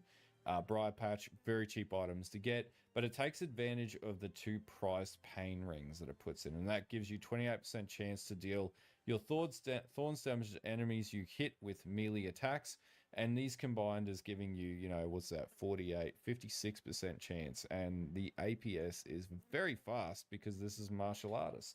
So from a defense standpoint, we have Lucky Block, we have a decent amount of damage reduction across the board, but the big thing here is you just do enough face peeling damage to absolutely destroy your way through everything enough so that you're not really too concerned about that at the end of the day. Either way, this is a very cool build, very strong, and yeah, I would recommend having a look at this one and giving it a try.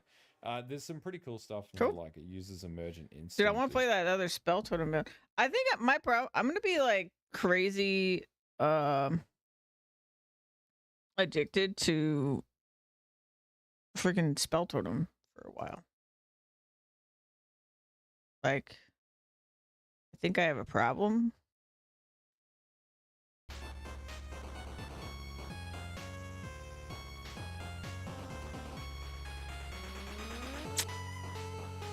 Anyway, let's get back to it.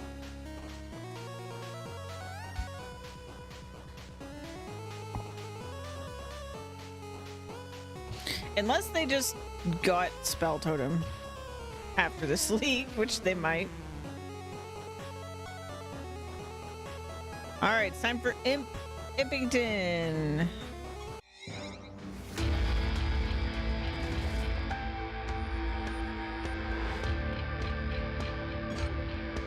Revenant Kabbalist Death.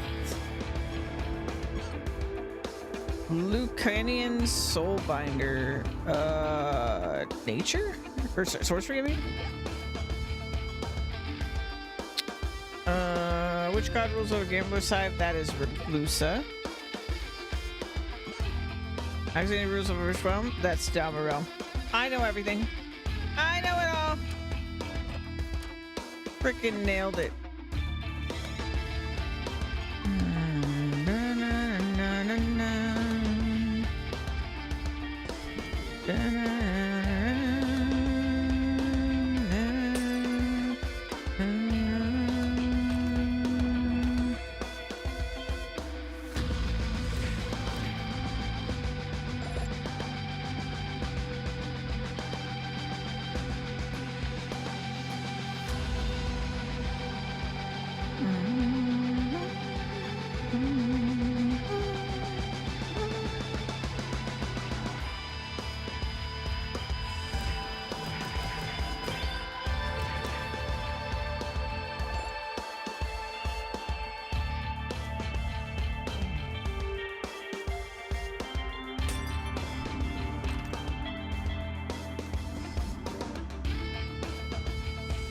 Ba-da-bum, ba-da-dum.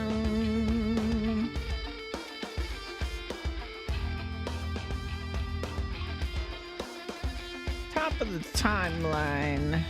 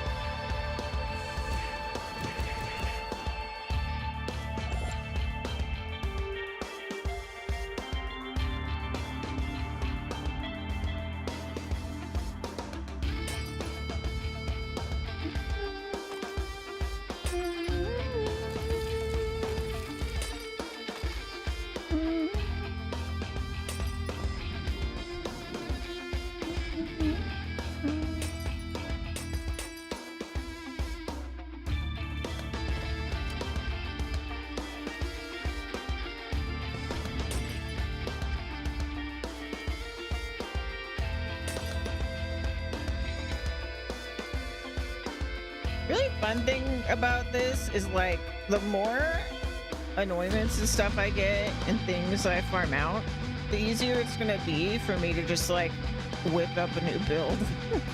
I feel like eventually you get to the point where you'll just like, you can just sit there and make a bunch of builds all the time. Because you'll have everything you need. Like we're getting close to 100% bestiary. We're working on getting all the god spawn and all the god shop monsters, you know, and all the guild shop monsters. Getting nether stones, you know.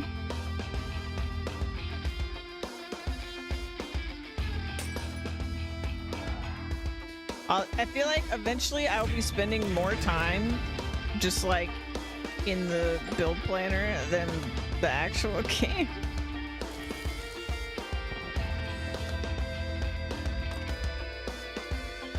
If I played this long enough, that's what will happen.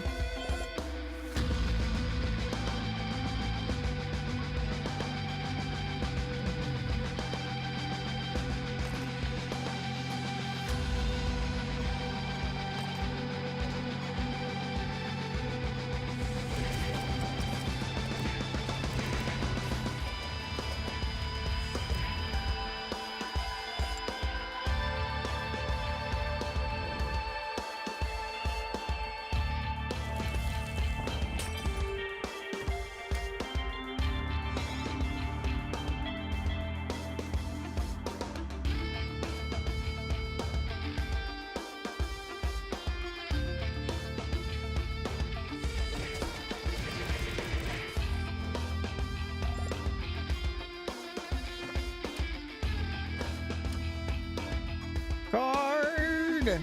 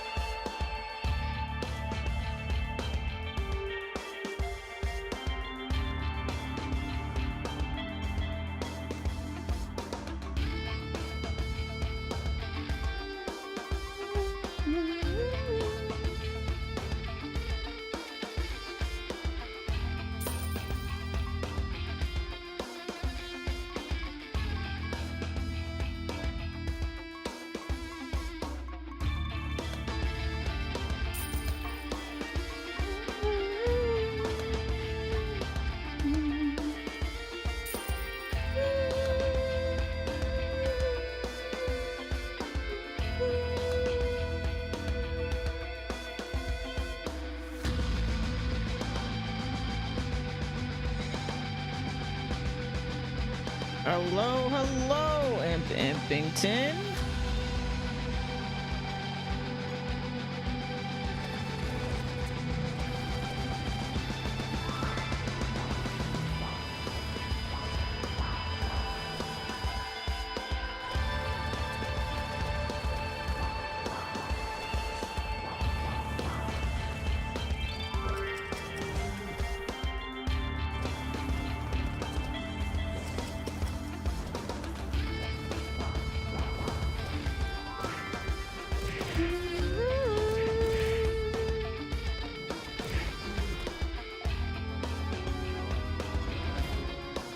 What do we got? Okay.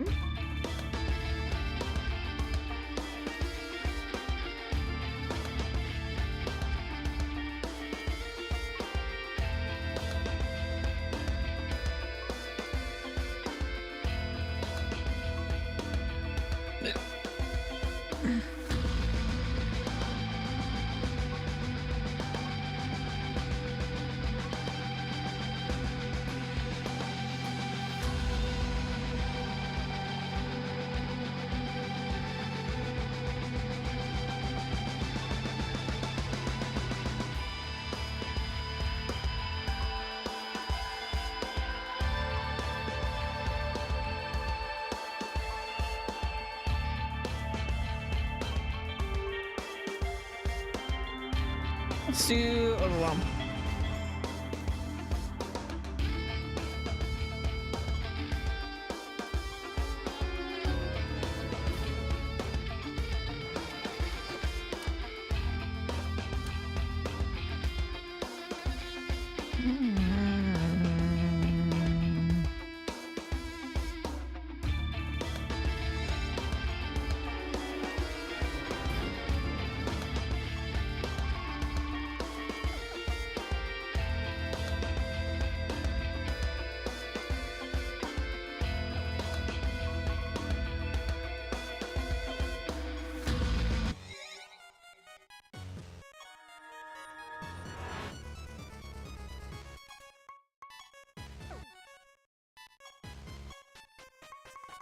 Ba-ba-da-da. Shining.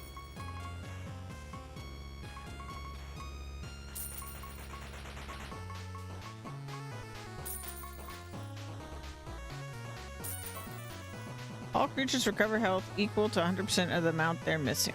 Wow. Okay. Interesting. All right. So it kind of seems like maybe 50 is where you stop getting new things, because we got these like treasure chests now. So we got 49, 45, 52. We'll do you. Let's see. I think we still need some necromancer things, right? So we got meat shield. Let me check my thingamajig. Okay, I'm going for stars aligned from astrologer. Yeah, we still need Army of the Damned and Gravewalker from Necromancer. Visitors from before from Graveborn. And then one astrologer thing. I'm pretty sure that was my first Necromancer anoint.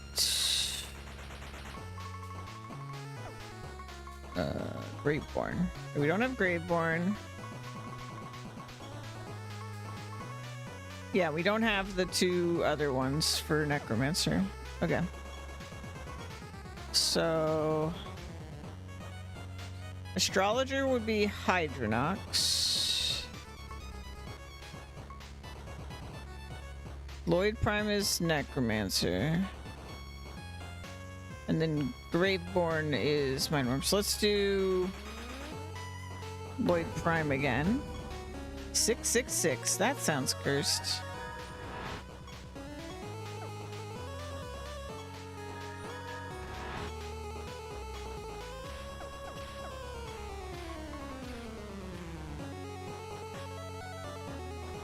Alright, want to do more Tenebris.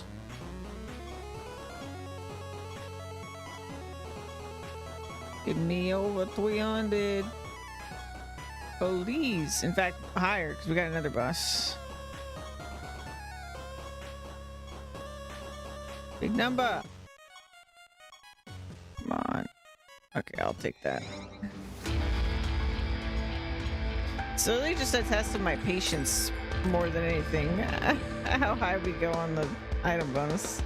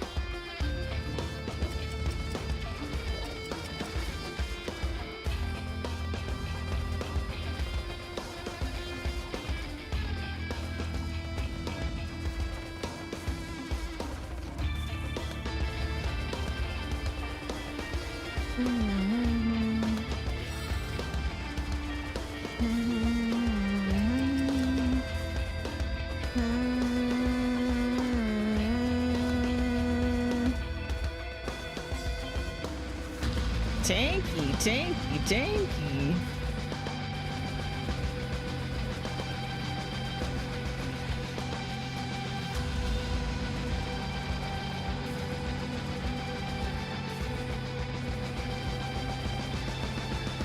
I have faith in my team.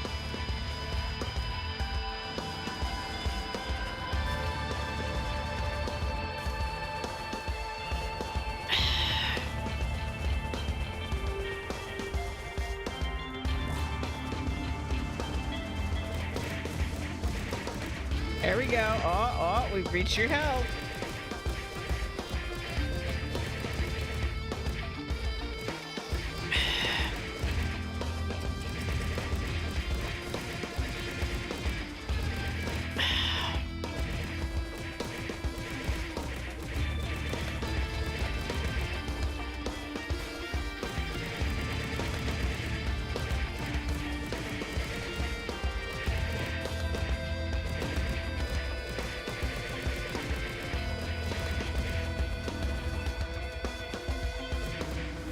We're coming for you. You thought if we couldn't get debuffed, you were safe? No.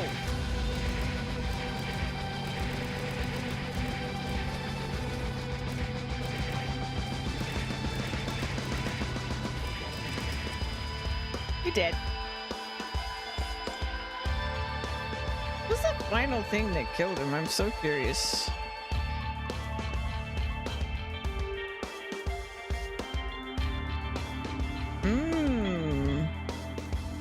It was the relic. Look at the freaking log. Look how many times Mutatius attacked him.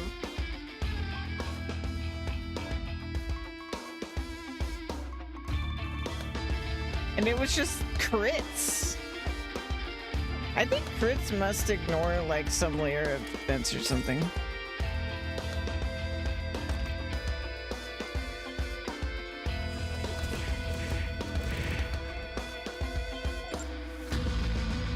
Like, hold on.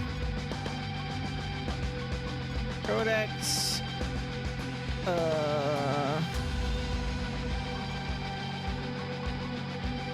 Combat.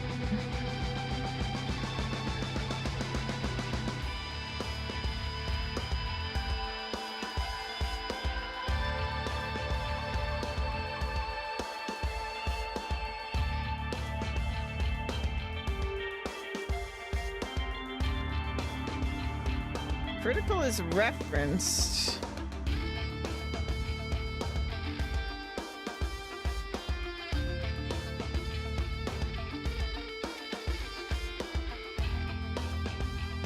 Attacks can also do critical damage. The chance for this to happen, as well as the amount of critical damage dealt, is based on the attacker's speed. Oh, I didn't know that. That's interesting.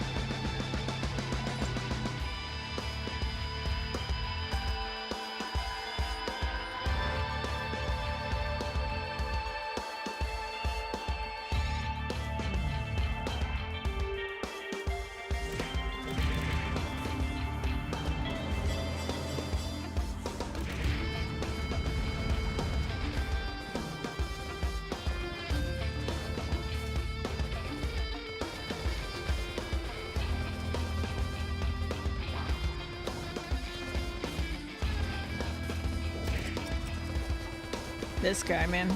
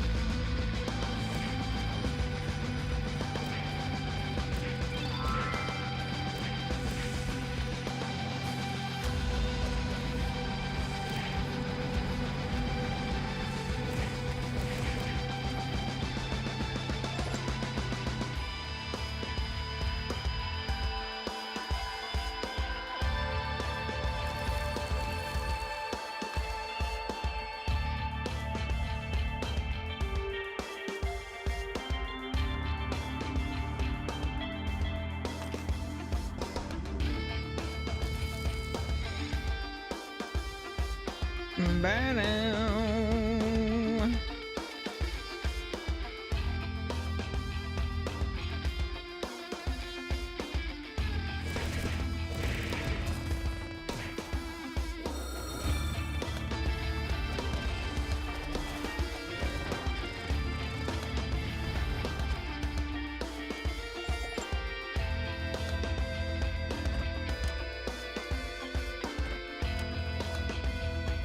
Good.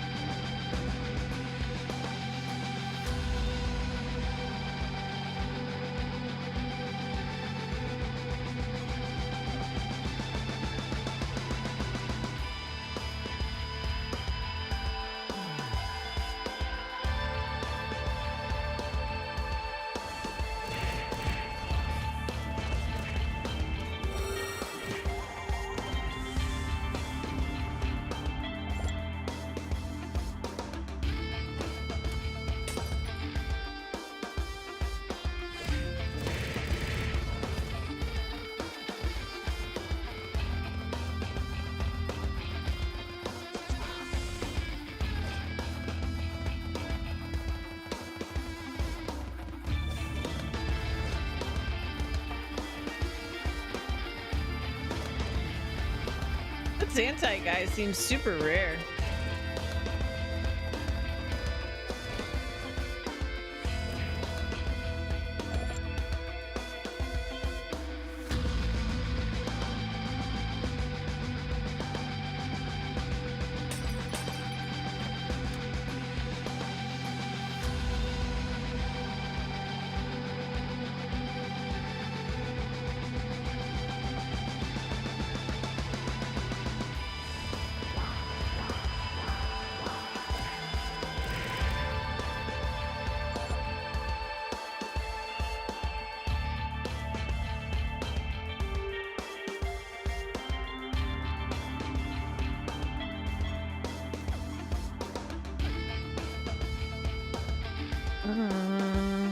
Ba-da-dum.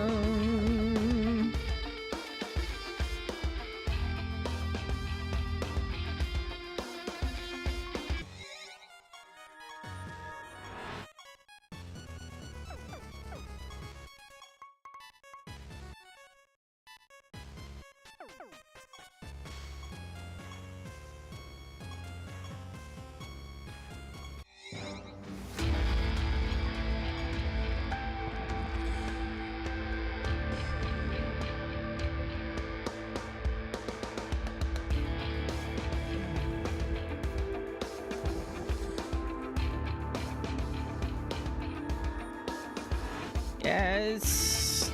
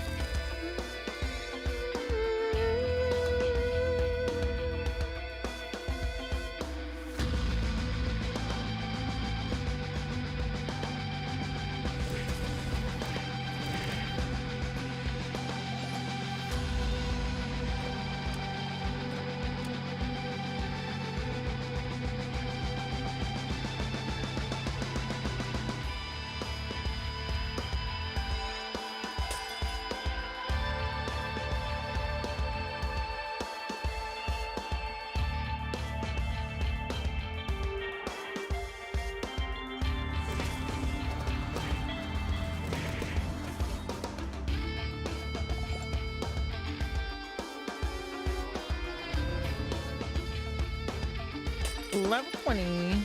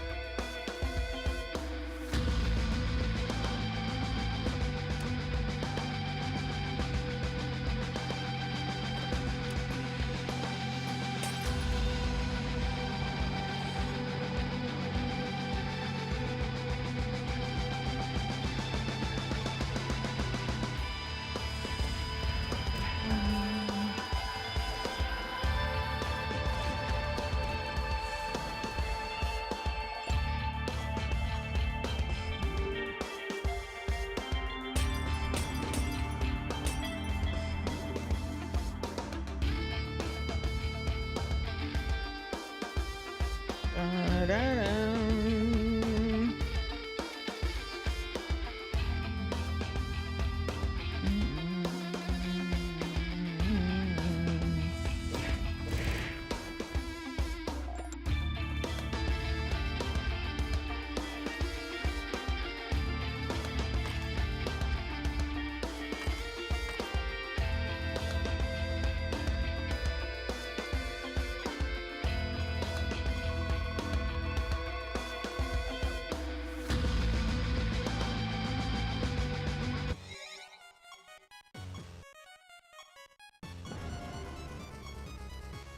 All the way to B, alright. Not too bad.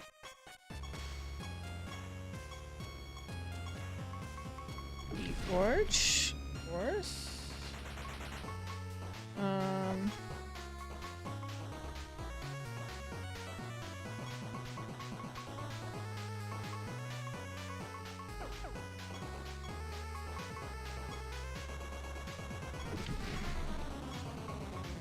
Dude, getting all of them to S is gonna be crazy. It's gonna be a lot. Let's see. We should do at least one more attack. Keep our options open.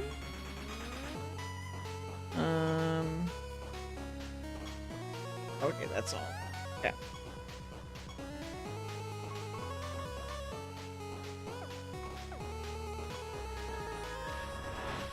Sorry, I'm gonna clear my plate and stuff.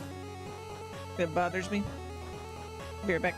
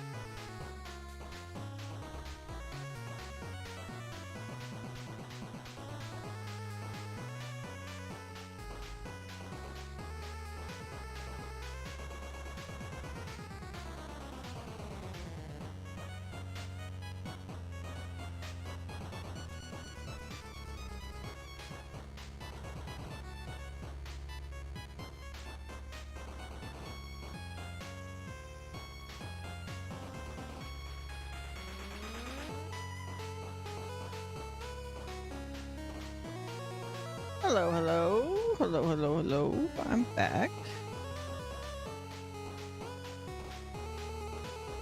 Alrighty.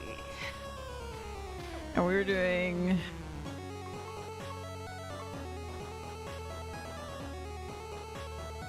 Okay, everybody is over rank 20. So let's go back to... Let's get everybody at 30. So we'll just go back to the top. We'll go 480.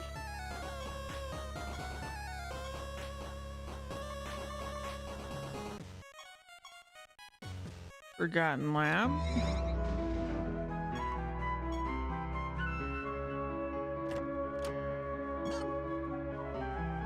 Chimera. Sorcery? Whenever it's like science, it seems like it's sorcery.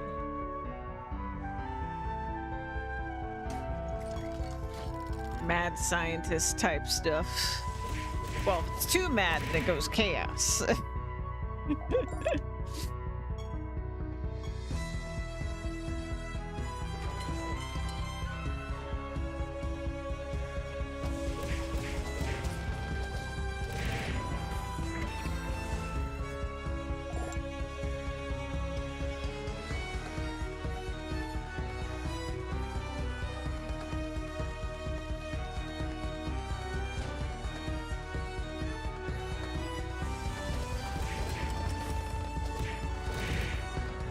I was thinking if I get like minimum 60 floors done every week on our daily or on our weekly day of Siralim, it'll only be 3 weeks before we do more than one full cycle of the bosses. So by the time the 3.0 comes out, hopefully we can do pretty high instability because we'll have done so many cycles. And he said indefinite. Indefinite. So the people that are on like floor, you know, like thousands of floors deep. Oh, it's Lloyd's stat. They could do some crazy level of instability.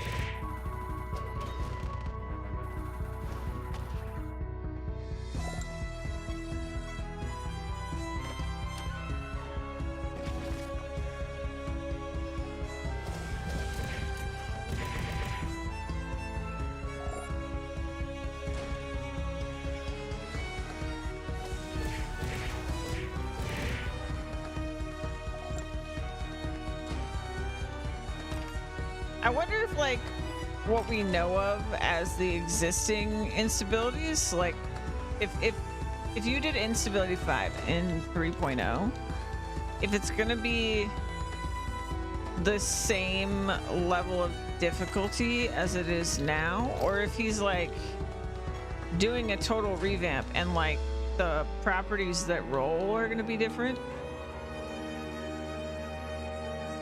If he's doing like a total revamp of the previous stuff, could be like breaking people's teams. I feel like he probably wouldn't mess with the original 5 instabilities.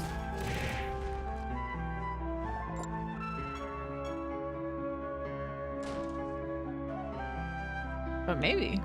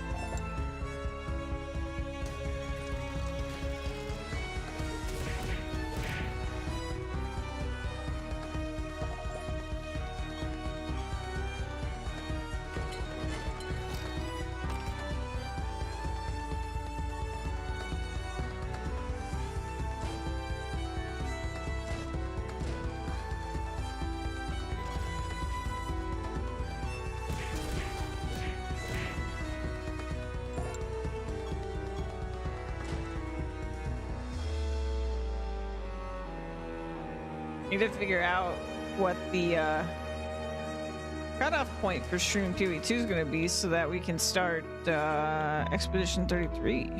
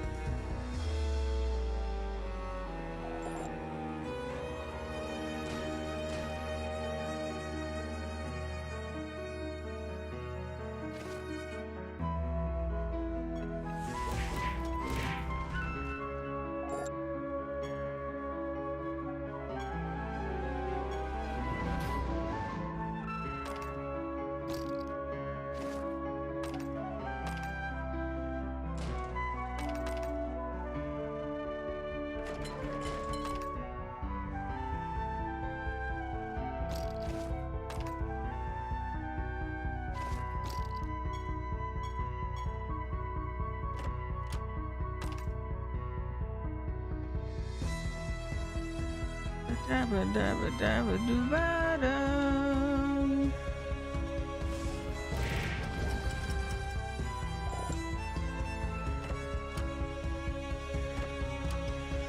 Guard.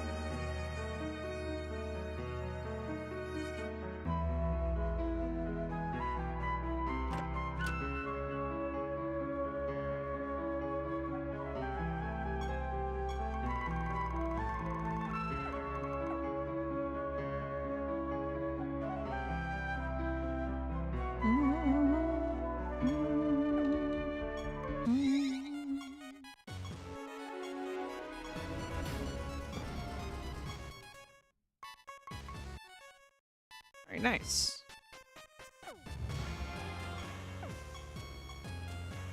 Let's do...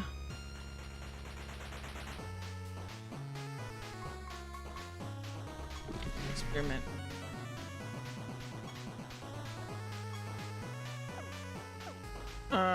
Unfortunately, I think I have to call it here. I was trying to really push through, but I did not sleep well last night. I won't play Siralim. There's not enough time.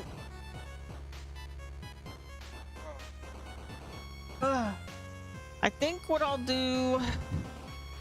I still really want to play Farming Sim tomorrow.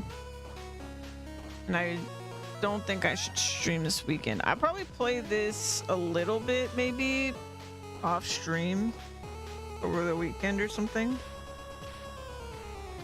I think for PoE 2,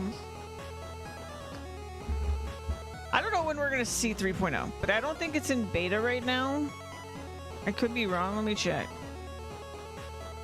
I want to figure out timing of stuff real quick.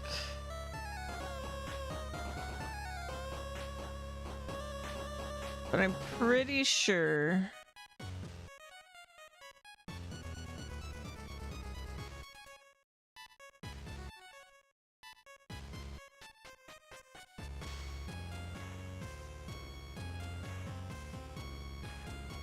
Yeah, I don't think there's a beta.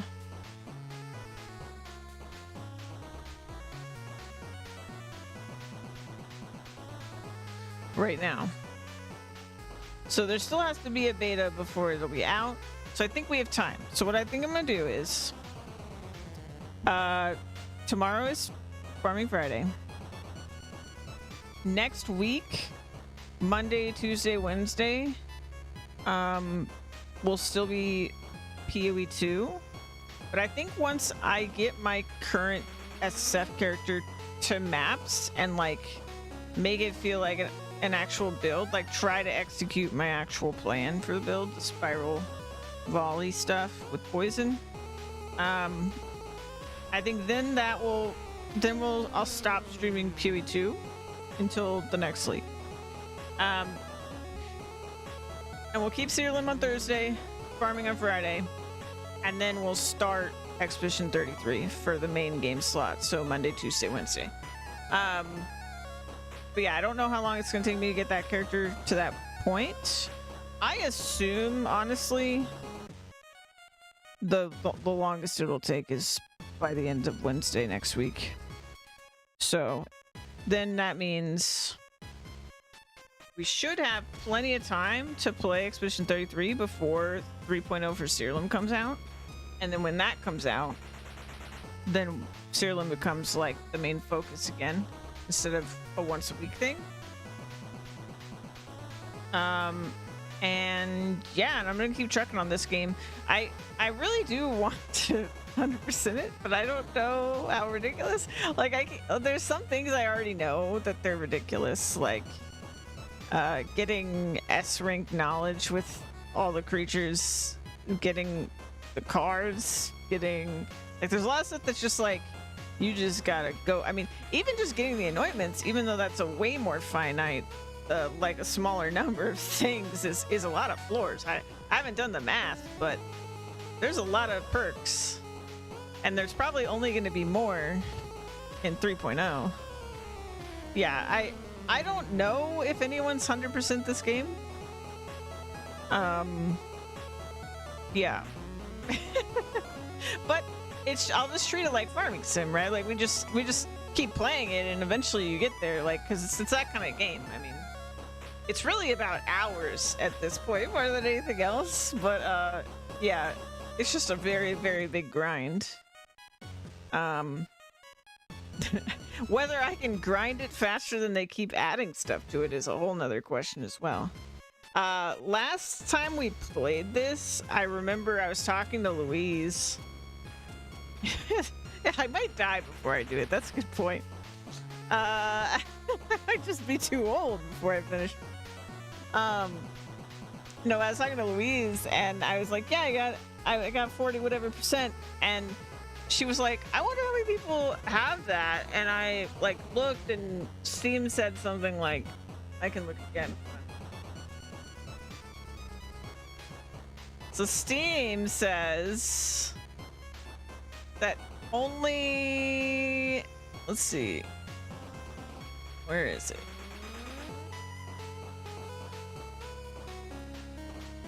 Is Steam completely broken? What just happened?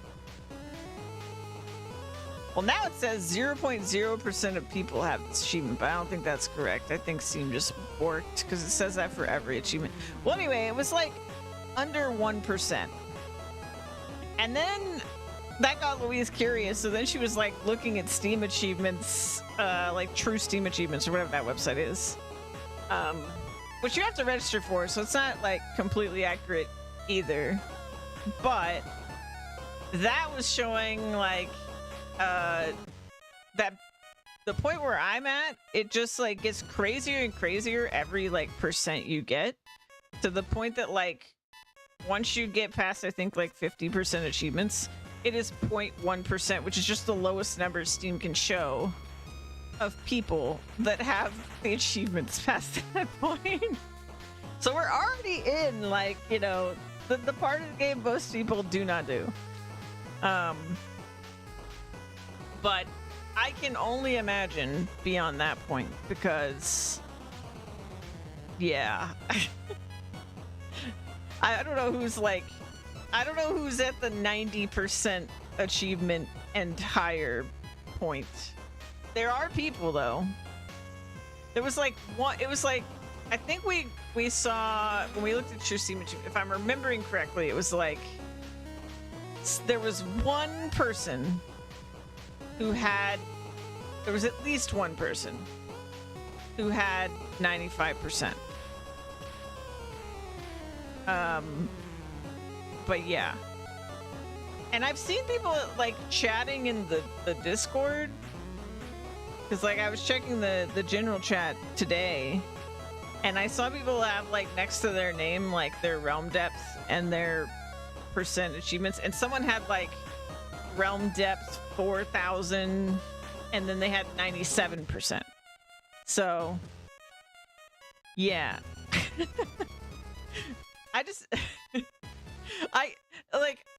We're not even at, like, what realm depth am I at right now?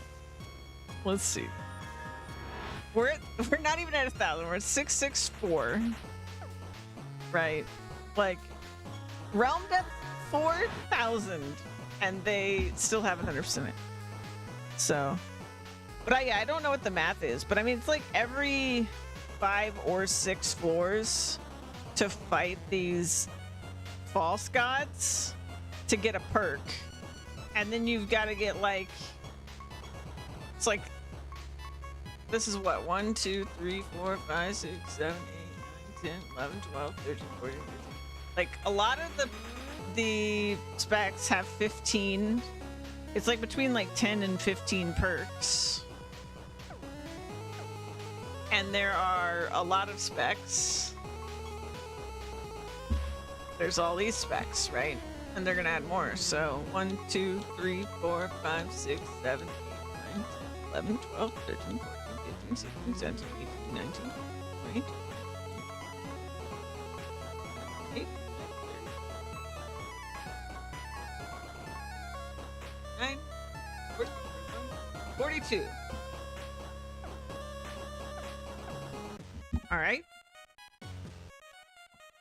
Let's do safe math. I'm just gonna assume every spec has 15 perks, but I know there are some that have less.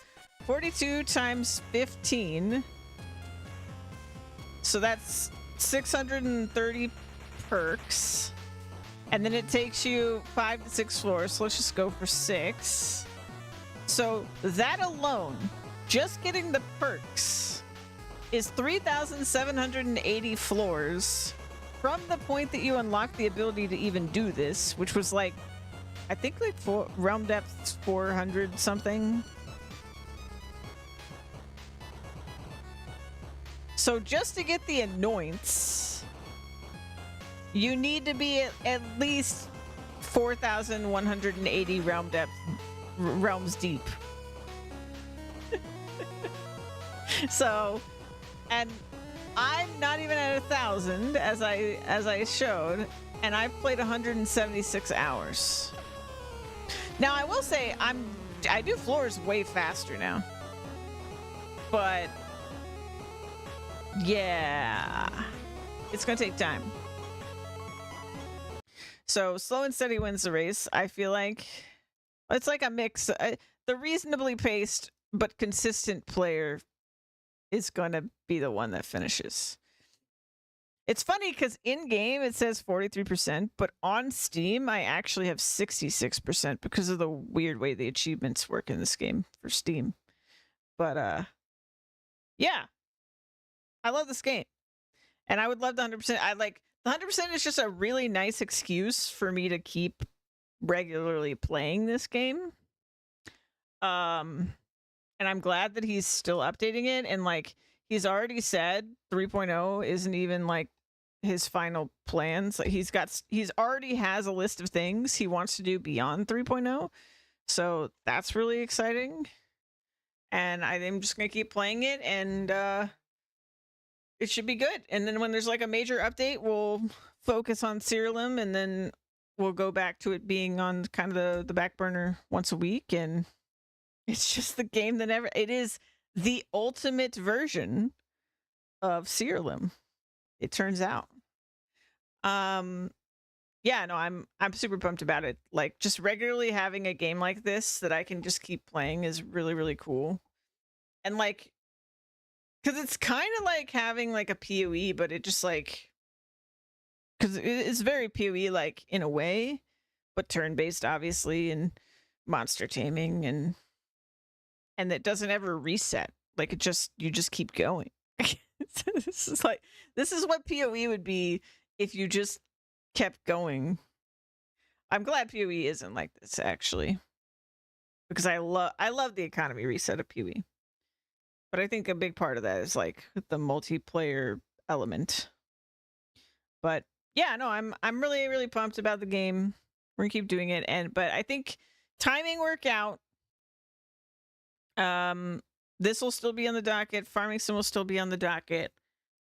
Gosh, I hope I can progress my farm. We still don't have a house in Farming Sim. But hey, at least I made fishing more fun. So since we're gonna be doing a lot of that, and winter is coming, so that'll be interesting tomorrow. I don't know if we're gonna hit winter tomorrow, but we're prepping for it.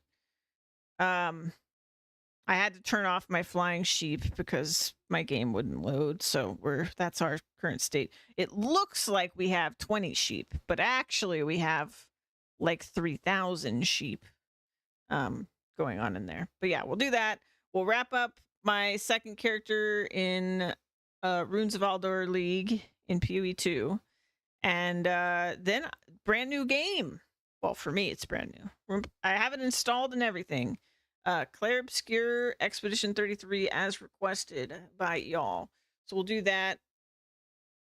And then who knows what's next? I don't know. But I'm really tired, because last night was rough. And then this morning I was doing stuff, so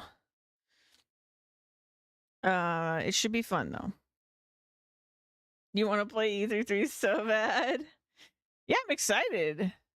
But yeah, it probably won't be next week because we're still wrapping up my other character, but probably the week after. So that'll be like the week of, like on the 22nd is probably when I'm going to start it. If I were to guess about when we'll wrap up with what I'm doing in PoE 2, that's probably what's going to happen. Yeah, and I don't actually think... Oh, I do have a game lined up after Expedition 33. Is I promised Louise that I would play... what's that other game called? Let me get it right. Castle... It's one of the Castlevanias.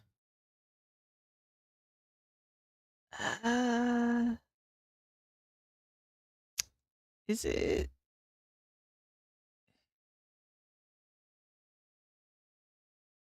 Bloodstained Ritual of the Night. That's the one she wants me to play first. It's like her favorite game, I think, of all time. So that is probably the main game I will switch to after Expedition 33. And then yeah, we'll see where we are in the timeline of life by the time I do that. You can find me in the credits? That's cool. I wonder if Louise is in the credits. She might be. She did a lot of that kind of stuff before we were together. And then we were both poor together. Then we don't do as much of that stuff. Yeah, no, I'm excited, but also I make zero promises that I finish that game because I'm terrible at platformers and Metroidvania stuff, whatever. But we'll see what happens. And obviously, if I like hate it or something, I'm not going to keep playing it when I hate it because nobody wants to watch that. Same with Expedition 33. If I hate it, I'm not going to keep playing it. But I have a feeling because of the people that have told me they love Expedition 33 and that I will love Expedition 33, and those people know me pretty well, that we're going to have a good time. And I will be pretty motivated in Bloodstained because Louise. So that will also probably happen. I'll at least play it a good amount. I don't know if I'll beat it though, because again, really, really bad at those kind of games. But yeah, my main goal right now is we make progress tomorrow on the farm and we keep chugging on Siralim, and I actually make a decent build out of my SSF character. I love RPGs with active button combats. I blame Legend of Dragoon for this. Legend of Dragoon! I played that as a kid. I don't think I beat it because I didn't beat much of anything as a kid, but I remember that game. I don't like historically games, RPGs with active, so like turn-based games that mix in action. I am very, very, very critical of. Very critical. I can only really think of one game where I actually think that combo made the game better that I've played. And it was, what is that game called? Oh my god. Child of Light. That's the only one I played where I was like, yep, this added something to the experience that I enjoyed. Otherwise, I either find it tedious, annoying, and usually it takes away from the strategic component for me. Specifically when talking about like Final Fantasy IV or whatever it was that we played, and oh my god, the way that it was implemented was, I could bitch all day. But anyway, I know people love it. It's also like the newfangled thing everybody loves, because like the Final Fantasy remake and stuff like that are doing it. But Super Mario RPG, I have not played that one. I have seen a little bit of it. I've seen some of my streamer friends playing it, and it does look pretty fire. And didn't they like remake that recently? I think they remade that recently. But yeah, and it's a short game too. Yeah. I feel like what I saw of it though is it really is its own thing. I think that's really the key thing, is that like it just needs to like go beyond when it's kind of like lazily inserted. So like, I don't know, Ni no Kuni, which was one of the first games I played on this channel that wasn't Monster Hunter. The combat in that drove me nuts because it was so just like, it was like they were like, yeah, you know, turn-based is a little too boring. Let's make it a little more interesting. And they just like throwed some shit on it to like try to make it more interesting. And it just, it was not more interesting. I did not like what they did. I love almost everything about Ni no Kuni, but the actual combat, I did not like. And the thing that I end up doing in games like that. So like if a turn-based game introduces action components and I don't like the way they did it, I stop playing the turn-based mode in the way I normally would, which is I usually find a way to make it interesting for myself because I've played a lot of turn-based games. So I'll either like purposely keep myself under leveled or like, you know, do something to like make it more challenging or more interesting or like come up with like a weird team comp or whatever that's like not the obvious best answer. And then I play that way. But if I don't like the combat, I just go, oh, okay, well, I'm just gonna overpower this because I don't like this. And that's what I do when I don't like it. Sometimes I do that when I like the combat in a game too, but usually not anymore. I had to power through it. Yeah, I had to power through it. Yeah, I basically was just like, all right, so we're not interested in this combat. Let's just completely ignore it. Corgi Pickle Party. Oh my gosh. Hello. I'm just chatting. Yeah, so that's usually how it goes for me. I'm really hoping that's not the case with Expedition 33. When I started it off stream forever ago, I didn't even get to combat before I put the game down because it has a really long intro, and I bounce off of games a lot of times when there's a really long intro that I think is boring. But since Chad has convinced me that I need to give it another shot, that's what I'm gonna do. And I'm sure it'll be fun. I always have more fun with those kind of moments in games when I stream them anyway. Because there's like a conversation going on and stuff with chat, so it usually works out. But it just rubs me wrong when a game tries to open up by being like immediately trying to get you to care about people you just met. It just rubs me a little wrong. But hopefully we can get over that hump with Expedition 33 and I can get to the meat of things. I know Minnie was telling me that like he thinks the combat and like the strategy options are really going to appeal to me, which Minnie knows what to say. To pique my interest, he knows what to say. And yeah, I'm pretty interested now, so we'll see how that goes. But first, I gotta get my Spiral Volley character to work in PoE 2. And anyway, I gotta lay down, man. I'm freaking tired. I'm freaking tired. Maybe my PoE degeneracy has caught up to me a little bit. But also I didn't sleep super great. Let's see. We're gonna go raid somebody. I made a surprising amount of progress in Siralim, considering this was a pretty short stream. Time for nightly sleeps in earnest. We are gonna go raid. You guys are never gonna guess who we're gonna go raid. We're gonna go raid Alphas. Looks like they're building something. This subathon they're doing is crazy. Day 18. 21 days still on the clock. Oh my god.